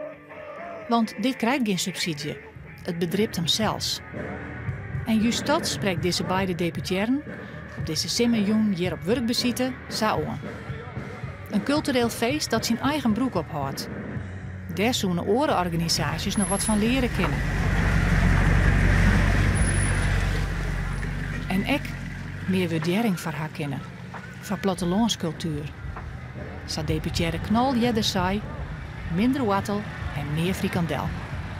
Ja, die hebben raar om mijn kont slaan, maar kleer. Nee, maar dat is beeldspraak. Die wordt wat in het flauwe lutsen. Maar het is dus wel menens. Een heel soort cultuur wat wij al als vanzelfsprekend hebben. Dus de hippelofspullen, iPop. Nou ja, de tentfeesten in alle dorpen, maar dat hoor je door de meerskip zelf dienen. En die vreeg je verder ook nergens om. Maar dat is wel van een heel groot pad van de Friezen, de cultuurbeleving van onze provincie. Dat is toch juist. Wat hier ons sponsoren binnen wordt. Ik wie juist er even hoe de grens in. Ik ben dik in Woodstock, in Steenwijk. Zit ik naar een euro subsidie in. Een glaasje bier kost maar €2,50. Nou, dat heb ik zingen niet alleen van het lijst mooi maken. Maar dat is er al hier en dat rijdt hem mee. En dat meestal, ja, zuiver hartstikke steeds meer zat het is. Spaar je op dit soort organisaties, dan denk ik, ja, dan weet ik wel waar de tweedeling ontsteert. Die ontsteert net in het provinciehuis, want wij binnen voor elke hier. Waarom zit hij dan? Nou, als je je zag verhouden in het in artistieke organisaties, ja, dan wordt soms wel maar wat de den op deels jongen. En dat is in uw zeggen is dat onterecht. Want ook dit appelleert aan een heel grote doelgroep. Liekens dat die activiteiten ook appelleren aan een doelgroep. En zo gaat Els zijn eigen. En het zo mooi wezen, wat we niet eens correct zijn, dat dat wat meer blendt. En dat die organisaties ook in plaats van altijd automatisch naar een oer hiet dat erin. Hè. Dus dan wil de provincie, dan wil het Rijk, dan wil de gemeente. Dat ze echt zeggen van, hé, maar we kunnen ook op een andere manier yield bouwen op elkaar. Maar die oororganisaties kunnen het bestaan zonder steun van de provincie. Dat is ik wel zo, maar je kan echt zeggen van, hoe kunnen wij ervoor zorgen dat ons aanbod van een breder publiek aantrekkelijker wordt.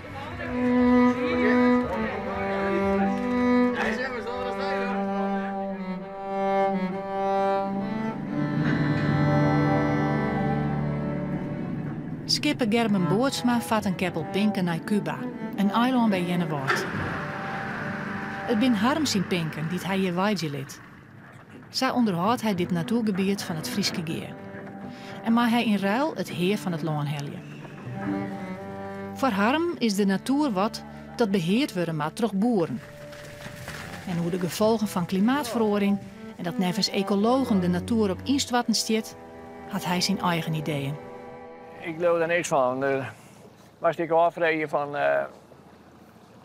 hoe weer het vroeger en hoe is het nou. En in die natuur echt instwat, ik geloof er niks van. Alleen nog, ja, natuurlijk, door bepaalde ontwikkelingen binnen wel dingen verloren. Maar ja, dat wie vroeger ik zei. Vroeger stond de wereld echt net stil. Maar de huidige wetgeving die we nu hadden, dan zou er net een Flevopolder meer gebouwd worden en geen Oostelijk die meer gebouwd worden kunnen. In sommige dingen dan ben we wel wat extreem aan de gang en ja, dan slaan we wat te vier terug in de wet en regeljouwing. En het maakt net zo wezen dat de ecologen helemaal bepalen wat hier in Nederland nog kan en gebeuren kan. Dus we moeten hier wel leven kunnen. Zo is die wijze. Caroline, oh oh oh, it's never seemed so good.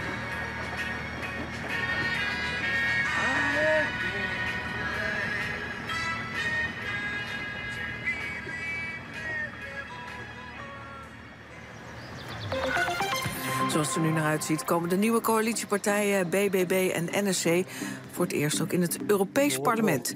BBB staat in de voorlopige exit poll op 2 zetels, NSC op 1. Politiek verslaggever Wilco Boom, ja, de boer-burgerbeweging die zal blij zijn dat ze nu voet tussen de deur hebben in Brussel. Heel blij, heel blij. Van der Plas was gisteravond echt door het dolle heen. Ze hadden wel rekening gehouden met 1 zetel, maar niet met 2. Dat is echt boven verwachting.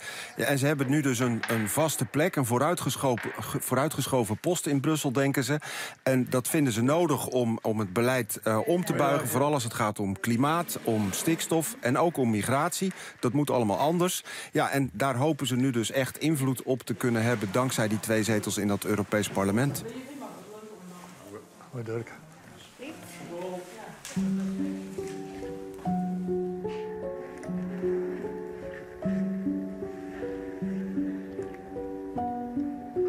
Hopsa. Hoi, kom maar. Kom maar. Nou, 81 ben ik in mijn huis begonnen. En 2000 heb die opgehouden en ben ik verder gegaan. En toen is in 2015 de laatste zoon erin gestapt.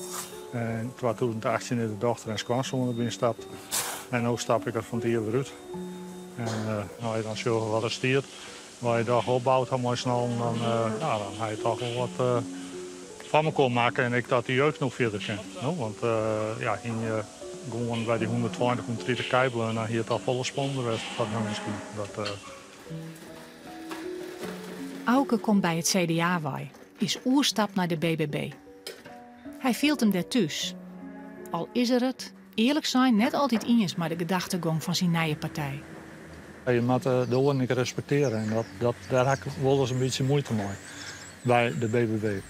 Dat we meer mooi moeten maar we beleerd maken. En het is nu wel eens een beetje zo west van we zijn gerusten en wij zullen bepalen wat je gebeuren gaat.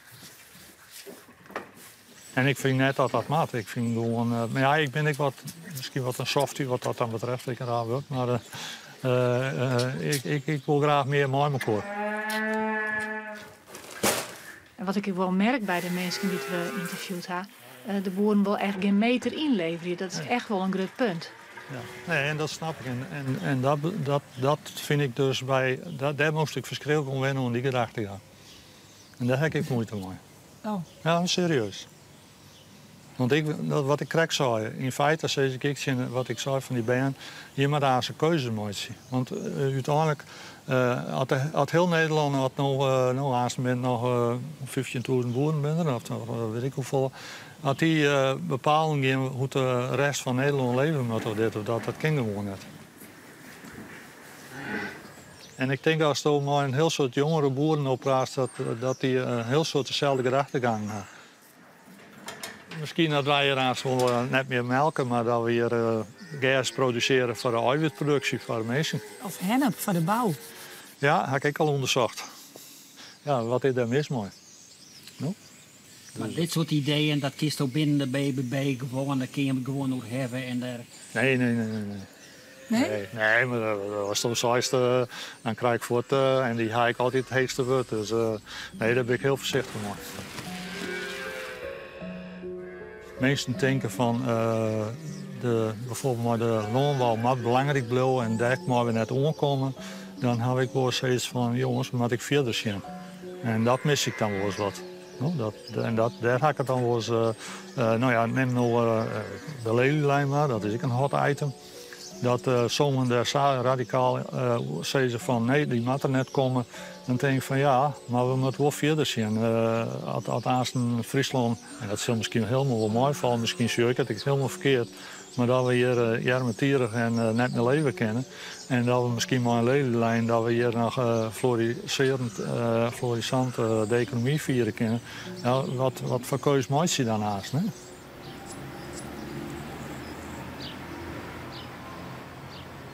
Ik ontjet dat ik trouw wijzen zal aan de Groenwet, dat ik de wetten nakomen zal en dat ik mijn plichten als deputaire in alle opdrachtens vervolgen zal.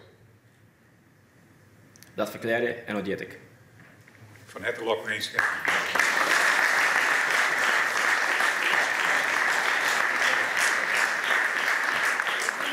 Abel, je meid is biologisch boer en hij volgt hij heel kritisch. Ja. En hoe stiet hij er nou in? Hoe zit hij nou naar die politieke leven? Ja, nou, we hebben gauw eens contact en komen we vaak op koffie. En dan krijg ik altijd weer heel wat tips mee. En maar daar op denken en hier op denken. En hij zei eigenlijk wel, dat is het wel goed. Maar ik wil ook bepaalde dingen, ik is daar nog wel eens even wat rustig zitten vooral. Maar dat komt bij mijn man bij. Dus, maar ik ben wel hier en daar, ik kijk wel hier joentjes, moest ik dan inspreken. En dan zitten ze wel eens achter in de cel en dat vind ik wel heel mooi dat ze dat dan binnen. Ja. Ze steunen die? Ja. Ja, dat vind ik wel mooi. Zeker. Ja, ik stel er nou nooit stil, maar het valt me om.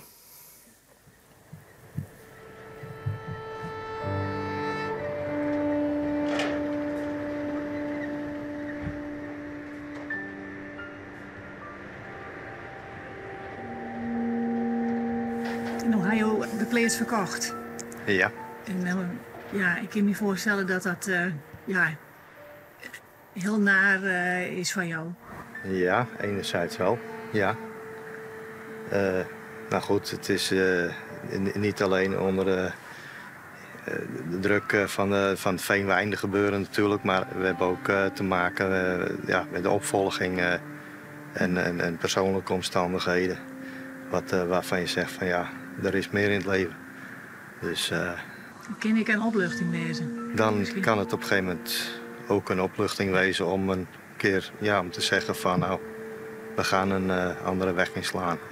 Ander doelgevend leven. Ja, er is meer in het leven dan alleen boer zijn.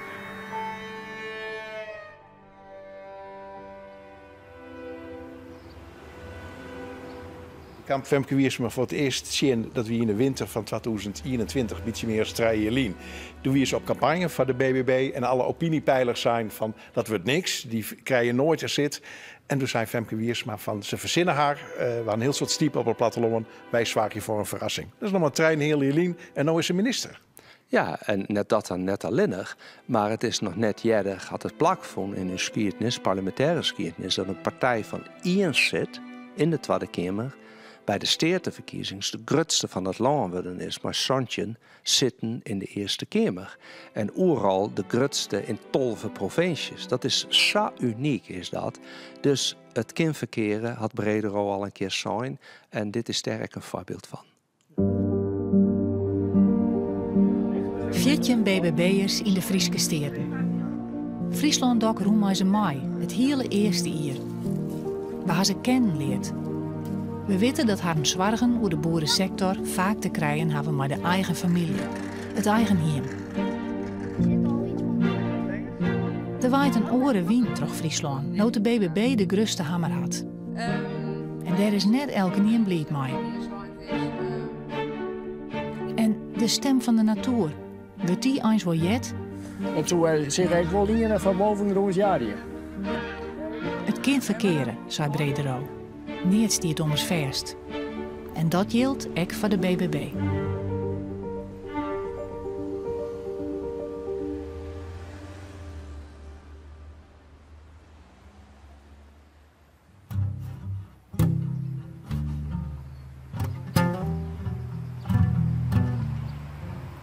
Je mag even gloeien. Dat is ouderwets, hè? Hier is een gloeieeg. Als die gereerd wordt, dan kun je hem starten.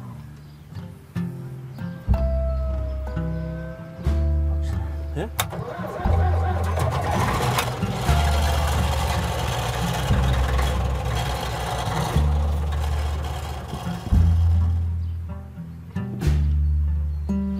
Ja, wij hebben al 22 uur.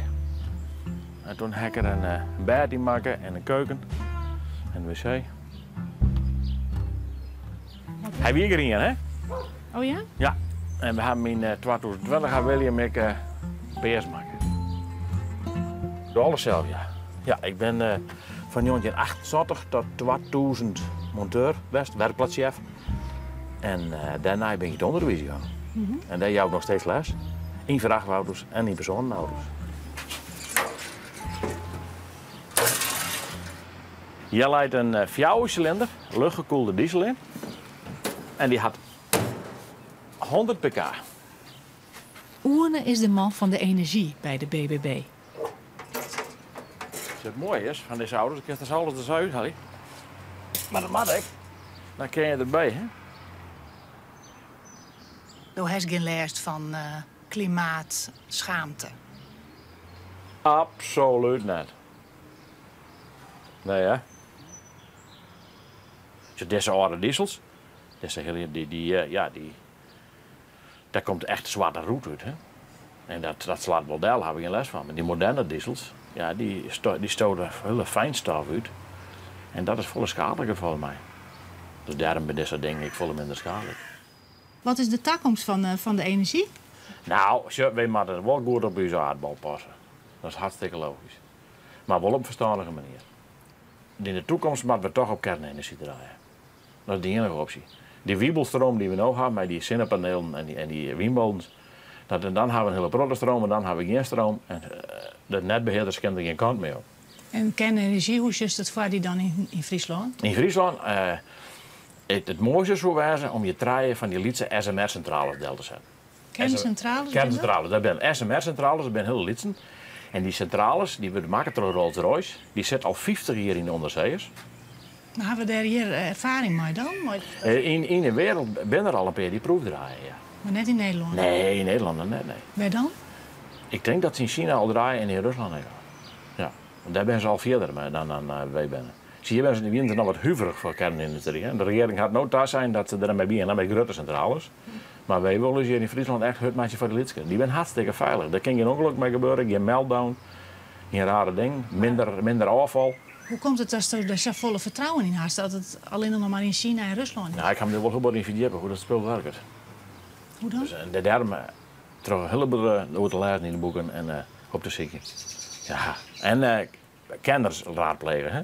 We hebben contact gehad met iemand van Rolls-Royce. Die had bezig geweest en die had precies uitlegd hoe die dingen werken. Nou, daar heb ik er volste vertrouwen in. Nou, en wanneer zou het zo ver wezen dat het dan oorleidt? Nou, als het dan oorleidt, ja, wij hadden de deputaire staat een opdracht doen om te zoeken naar locaties. Dus die opdracht had ze al. Nou, en zodra de locatie is, dan kan BAM en Rolls-Royce aan de gang. En in theorie hebben ze mij verzekerd dat het daarna binnen 6 jaar staan kan. Want we moeten ik vooruit zien, hè? We moeten net ook zien hoe 20 jaar of zo, dat die mondjes weer op binnen en die zonnepanelen weer voortgooien. Nee, je moet honderden jaren vooruit zien. Nou, en dan is dit de enige optie, in mijn optiek. En de veiligheid van die kerncentrales, daar zit net doorheen? Totaal net. Nee, er kan helemaal niks mee gebeuren.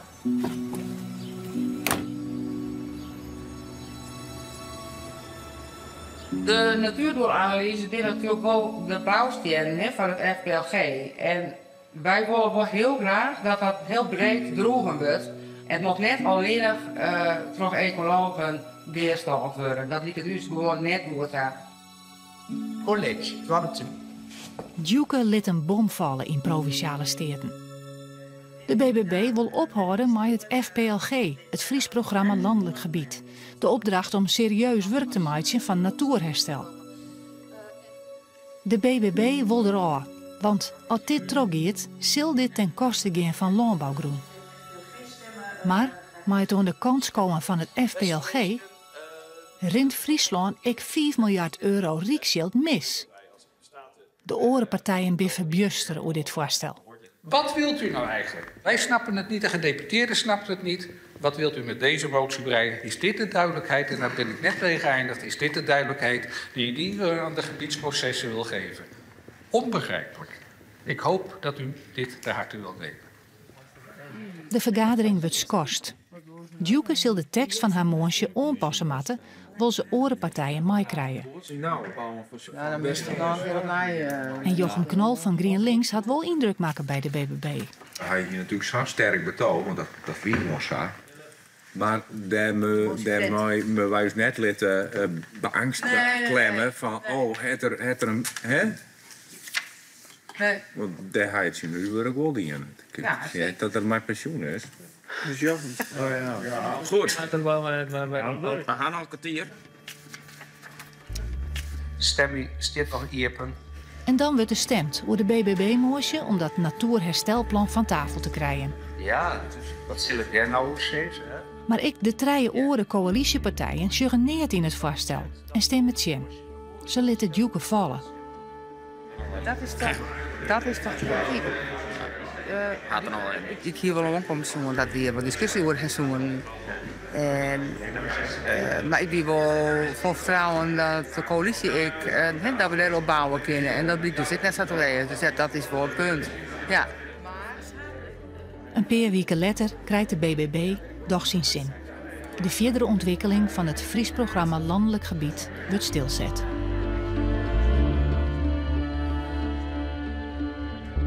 Welkom bij Dijkstra en Evenblij ter plekke, live vanuit de fabriek Jouren in gemeente de Frieske Markt. Inderdaad, de Friese Meren. Ben je nou toch in de buurt, kom gezellig langs. Er is altijd plek in deze herberg. Ja, in Rotterdam, een dorpje hier in de buurt, verzetten mensen zich tegen de mogelijke komst van een asielzoekerscentrum. Landelijk is het een groot onderwerp, de opvang van asielziekers. Net op de provinciale agenda, maar wel als het je eigen dorp aangaat. Robert woont in Rotterdam, een dorpje van zo'n 100 inwoners. Dat de gemeente een AZC van 450 mensen bouwen wil. En hij is daar vol op tjen. Een grootschalige permanente 30 jaar misschien gekrekeerd AZC-opvang zetten. Het kan net wieren wezen. Er wordt harken naar de protesten van de lokale bevolking. Het plan van het AZC bij Rottum gaat net terug. Die sociale leven hier en die comfort. Zoveel mensen op een dorp van 100 inwoners. That's too much. Wat zou dan het ideale wezen in die eigen om vluchtelingen wel op te vangen? Op wijkniveau, ja. Ja, tientallen en dan op wijkniveau. Ja. En ik in zo'n Lietswark? Dat zou best kennen, ja. Ja.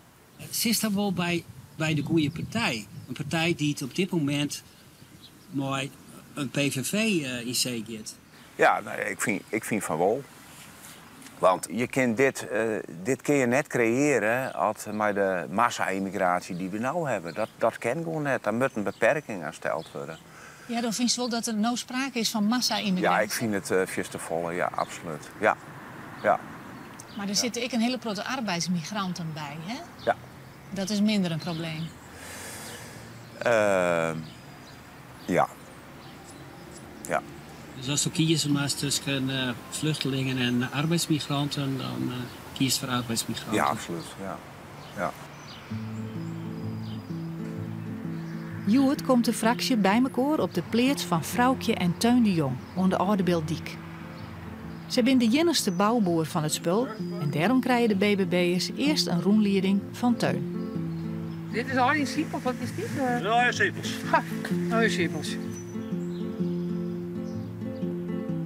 Dit is biologische bestrijding van de uienvlieg, de sippelvlieg. Oh. De Partij van de Dieren zal het niet leuk vinden, maar... Waarom net? Omdat er beesten verbruikt worden. Maar dan worden hier steriele mannetjes hier loslaten die de vruchtbare mannetjes verjagen moeten. En dan komen er geen hooitjes van. Die hooien, er komen rupsen die dan, als ze wel komen, tussen de rokken van de sippel kruipen. Ja, dat willen we niet, want als je een sippeldeur snijdt, ja, dan wil je er geen vlees bij hebben. Dan wil je pad komen. Ja. Ja. Alleen het werkt bij die sippelvlieg, omdat die sippelvlieg die is en heel mobiel, maar hangt vast. Hij gaat niet naar een buurperceel, hij blijft bij de sippels. Hij gaat niet naar de waait of naar de eerappels. Dat wil ik maar weten. Maar hij wil eens een keer 500 ton van een fles Berenburg leveren. Ja. In de square van Vrouwtje en Teun is joen de fractievergadering. Nood Abel Kooistra Femke Wiersma opvolger had als deputaire, maar de fractie uit haar eigen vermidden een nieuwe voorzitter kiezen. Een spannende jong, want er zijn meerdere BBB'ers die wel graag het roer van Abel oornemen willen. Welkom heer, en want je moet altijd even een badskip mooi bedenken. Nee, ik tik meneer het voor in de bed. Ik heb het 15 jaar lang. Welkom hier, statenfractie bij ons op de boerderij.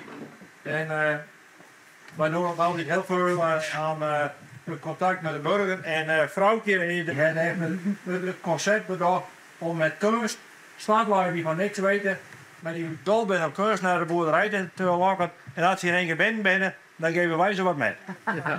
Dat je mensen... Ad Baltus van het Haatbestuur is de afsluit die ik oorkwam. Je ziet dat, en hij luidt uit met een goede BBB-leider onvoldwam. Belangrijk is dat hij goed sturing geeft. We vinden het belangrijk dat een voorzitter mensen aanspreekt. Dus dat je in je karakter hebt dat je mensen aanspreekt. Voorzitter en vicevoorzitter moeten beheerst en rustig zijn. De rust bewaren, ja, dat is volgens mij het halve werk in het hele traject. We gaan direct stemmen. Van tevoren wil ik graag weten wie zich kandidaat stelt voor voorzitter en voor de vicevoorzitter. Dan gaan we de eerste ronde gaan we stemmen over deze 3 personen. De briefjes worden ophellen en de stemmen telt. Even mijn bril. De kandidaten zijn on ook wegen. Fractievoorzitter wordt Nathalie Nauta. En vicevoorzitter Robert Lenes.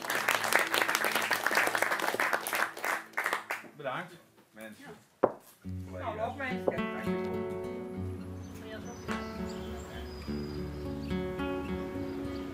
Van de media vrouw 4 uur het afski van Femke. Dit is een kaart die we sturen om onze minister even succes te wensen. Zij kreeg het dossier van A tot Z. En ja, dat is een heel voordeel als je naar je voorgangers. Die leren zich blindelings lieden toch hun ambtenaren. En dat zal de Femke de zo net doen. In de politiek en het openbaar bestuur gaat het de eindbesluit altijd om gunnen en om het contact tussen mensen. En het contact tussen mensen wordt maken door echt contact. Door echte verbinding en hartje naar elkaar. Dus lieve Femke, minder schermpje, minder mobieltje en meer dat echt contact.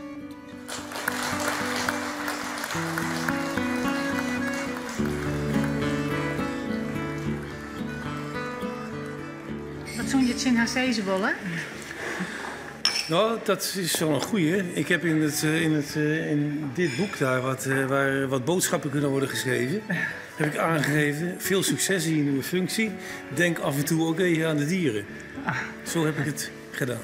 Ik ben net van de ideologie. Dus daarin vinden wij elkaar misschien net helemaal. Maar absoluut heb ik daar eigen van. Want het welzijn van de beesten, daar laten wij gewoon in een welvarend land als Nederland goed verzwaardigen.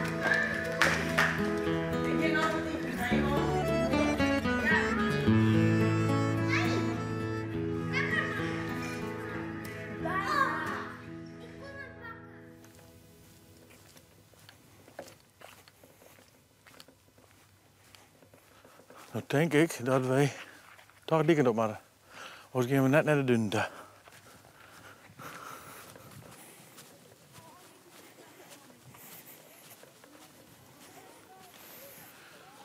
Nou, normaal we even naar de wolk nemen voor die, hè? Ik heb ooit eens dacht ik een UFO's, jongen. Heb ik daar al je boeken lezen. Dus dan heb ik me zo'n kikker gekocht en ik denk dat ik dat zelf ook, ja. Ja. En ik zou me probleem, maar dat is al je te verklaren. Dus dan is het geen unidentified flying object, maar ik kan het identificeren. En wat denk je dan hoor als de narcisten zien? Ik snap net dat er oorlog in de wereld is, maar daar kan ik niks aan doen. Ik snap dat het hier een mensen door de mensen vermijd worden. En dat de wereldleiders binnen die zorgen dat die jongens in hun land ben van oor, die sturen ze op paard en die moeten daar vechten. Ik snap het niet. Nee, dus maar goed, saai is de wereld nou. Maar ik vind het net leuk. Nee. En als je dan hier staat, dan denk je, jongens, wij is toch wat lief van de ander. Want we zijn maar heel nietig, hè. Als er juist zoveel sterren dat er binnen, daar kan ik planeten omheen draaien. En daar kan ik leven wezen. Ja, hè? Ja. En hoe is dat? Ja. En wat voor boetnaarts leven stelst u die dan voor als je er even nog naar denkt? Ja, dat weet je net, hè. Het ben natuurlijk wezens met een intelligentie. Maar hoe het eruit jongen, geen idee. Als ze hier komen kunnen naar mij een ruimteschip, dan hebben ze een hogere intelligentie dan het wij hebben. Of soms hier net komen kunnen.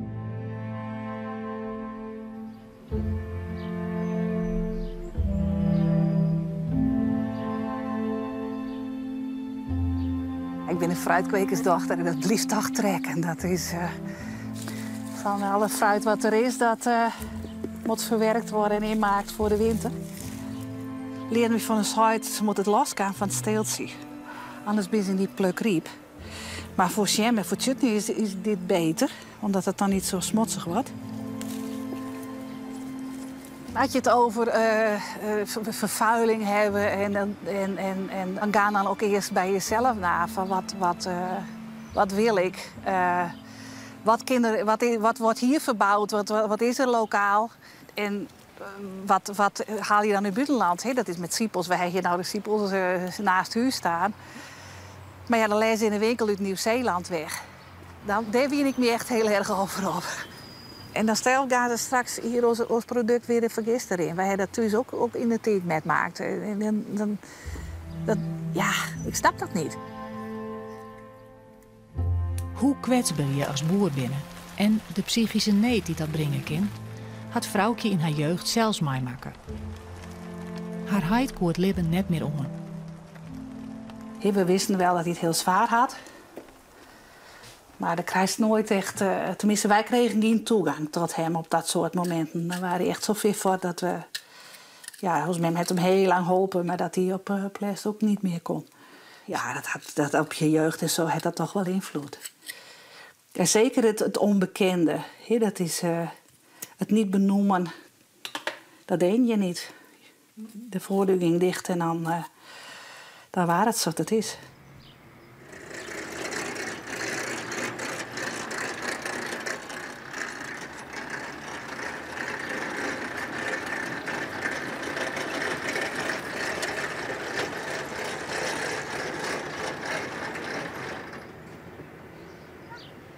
De parkenzissers gaan mooi mooi, hè?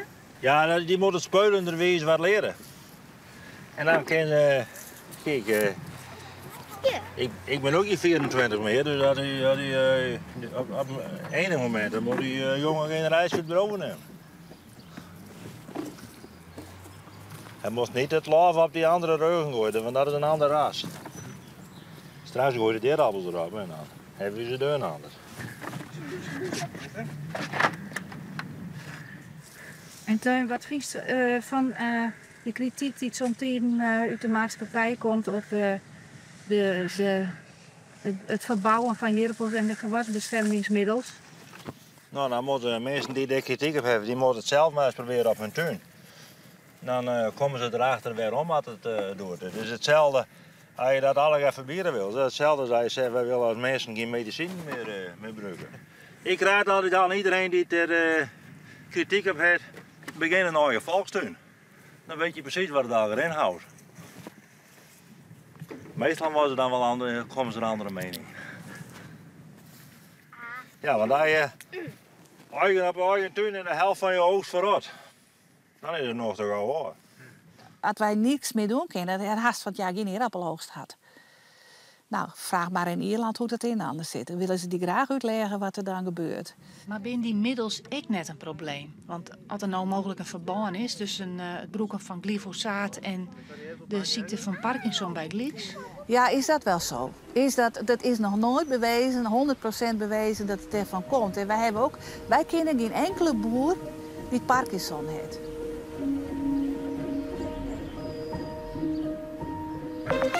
Het is 6 minuten over 7. Het nieuwe kabinet zet een streep door het natuurbeleid van het vorige kabinet. De huidige plannen voor de aanpak van stikstof door de provincies gaan van tafel, hebben Haagse bronnen aan de NOS bevestigd. Politiek verslaggever Wilco Boom. Nou, BBB, de partij van de nieuwe minister van Landbouw, Wiersma. Wiersma die moet nu dus dat plan gaan maken, met of zonder hulp van Brussel. En ook met veel minder geld dan er voor het oude plan beschikbaar was. Wat dus volgens de provincies al te weinig was. Het lijkt in elk geval waarschijnlijk dat de aanpak vertraging zal gaan oplopen de komende tijd. Als het gaat door de aanpak van klimaatdoelen en natuurherstel, staan de standpunten van natuurmensen en BBB'ers 4 uit elkaar. Het lijkt het soms wel als zitten ze op 2 verschillende planeten. Dan heeft een GroenLinks bijvoorbeeld, die draait dat standpunt naar hun daar om. Natuurlijk, ik heb met Jochem Knolder ook gehad over de rusken. In een natuurgebied in Groeilingen met rusken. Ik zei, die krijgen de overhand. Ik zei, wat een natuur, dat is al een rotzooi, dat moet geen beest fretten. En ik denk, hé, hoe scheur je hem dat dan? En die vallen dus daarmee om. En ik denk van, die hen heel oren. En die krijg ik net op hun denkwijze, want die denken heel oors. Ik zeg wel eens, zij lezen heel oren vakbladen dan dat wij doen. Zij lezen vakbladen hoe de natuurbladen, dat het aan mingiet. En wij lezen vakbladen van de boerderij en van de nieuwe oogst. Waar wij in lezen dat we een heel veel doen voor de biodiversiteit en dat het eigenlijk helemaal niet aan mingiet. Ja, en eigenlijk met wij hun vakbladen lezen en zij die van u. Want wij kunnen net maar elkaar daarop communiceren. Ja.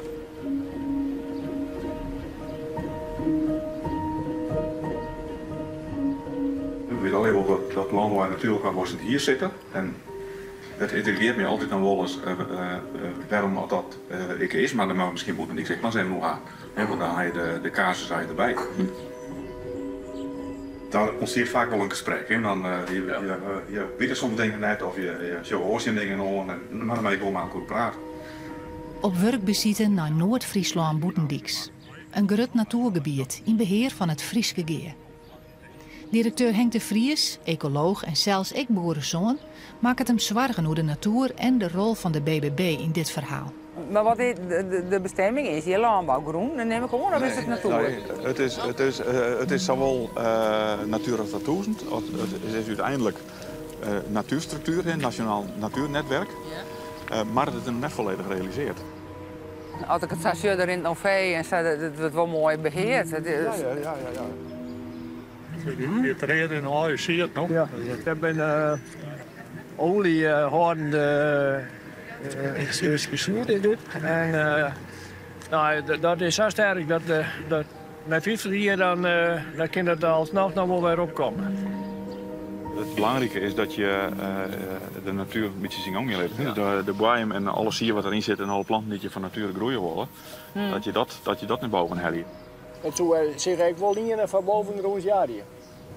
Ja, dat zit er bij ons net in. En boppen op de bunker pakt Henk de Vries zijn moment om zijn zorg uit te spreken dat de BBB het natuurherstelplan onder kanscoot had. Nou, we hebben met de landbouw en met de maatschappelijke partijen en met de natuursector en met het provinciale apparaat hebben wij een Fries programma landelijk gebied gebouwd. Waarin we de uitdagingen die we hebben in het landelijk gebied van Friesland, met landbouw en met natuur en partij recreatie in acteren, dat we dat oplossen zullen. En dat leidde voor en dat een heel groot deel voorkwam. En nu komt de BBB en die zei van nou, we weten net dat het was aan mat. Nee, daar komt het feitelijk op deel. En dan wordt, denk ik, dat het programma wat bouwd weer, dat wordt ter discussie stelt. En nou heb ik al sluitend zeg maar, dat het geld wat het reserveert hier, dat het trouw gaat. Ja. Maar wat vind je ervan? Wat ik ervan vind? Ik denk dat het een gemiste kans is. Dat wij mij dat hele programma en mij dat geld, ik van de boerenwereld een heel soort goedbank aan het dienen. Er is totaal 26 miljard. 4,2 moest dan hier in Friesland besteed worden aan dat programma. En dan daarvan ik nog 2 miljard van Oncape Groen, wat dan toch van groot deel ik ontlutsen worden moet onder landbouw. Ja, dat is iets wat BBB net wil. Daar zit voor je de pine. Daar zit voor u echt dat landbouwgroen met landbouwgroen blauw. En dat vruchtbare delta, we hebben het krijgen, nou dat hele verhaal, dat kan iedereen. Voor de voedselvoorziening. Voor de voedselvoorziening, dat is uw prioriteit nummer 1. Ik ga een zwaar zeggen dat we dat geld van het programma Landelijk Gebied niet kwijt zijn, dat we naar een coördinering gaan. Ik zie een probleem met de derogatie en dat wens ik u net aan. Nee, nou ja, goed, de oplossing lijkt denk ik in deel om die derogatie we hebben. Om daarvan te redden wat daarom te redden is. Ja. Wat dat nou mislukt. Ja. Dan valt het te hopen dat men nog een plan B bedenken kan. Is dat er net? Nou, dan wordt het een coördinering. Ja. Dat is jongens en ik merk het nou al een beetje. Ja, die kan heel idiote prijzen hier momenteel in de rondte. En dat had niks met mij verdiend te maken. Dat is gewoon, nou ja, dan is het het recht van de sterke zijde. Ja.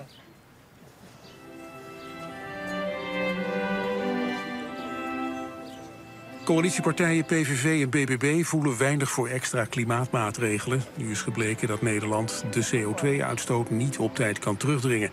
Nederland moet voor 2030 de CO2-uitstoot hebben verlaagd met 55% ten opzichte van 1990. Landbouwminister Wiersma wil het stikstofprobleem vooral aanpakken door nieuwe stalsystemen, robotisering en nieuwe meetmethoden. Ze wil daar ruim 2,2 miljard euro voor vrijmaken. Blijkt uit een conceptbrief van de minister die in handen is van RTL Nieuws. In totaal heeft Wiersma voor het natuurbeleid 5 miljard beschikbaar. Veel minder dan de 20 miljard van het oude kabinet.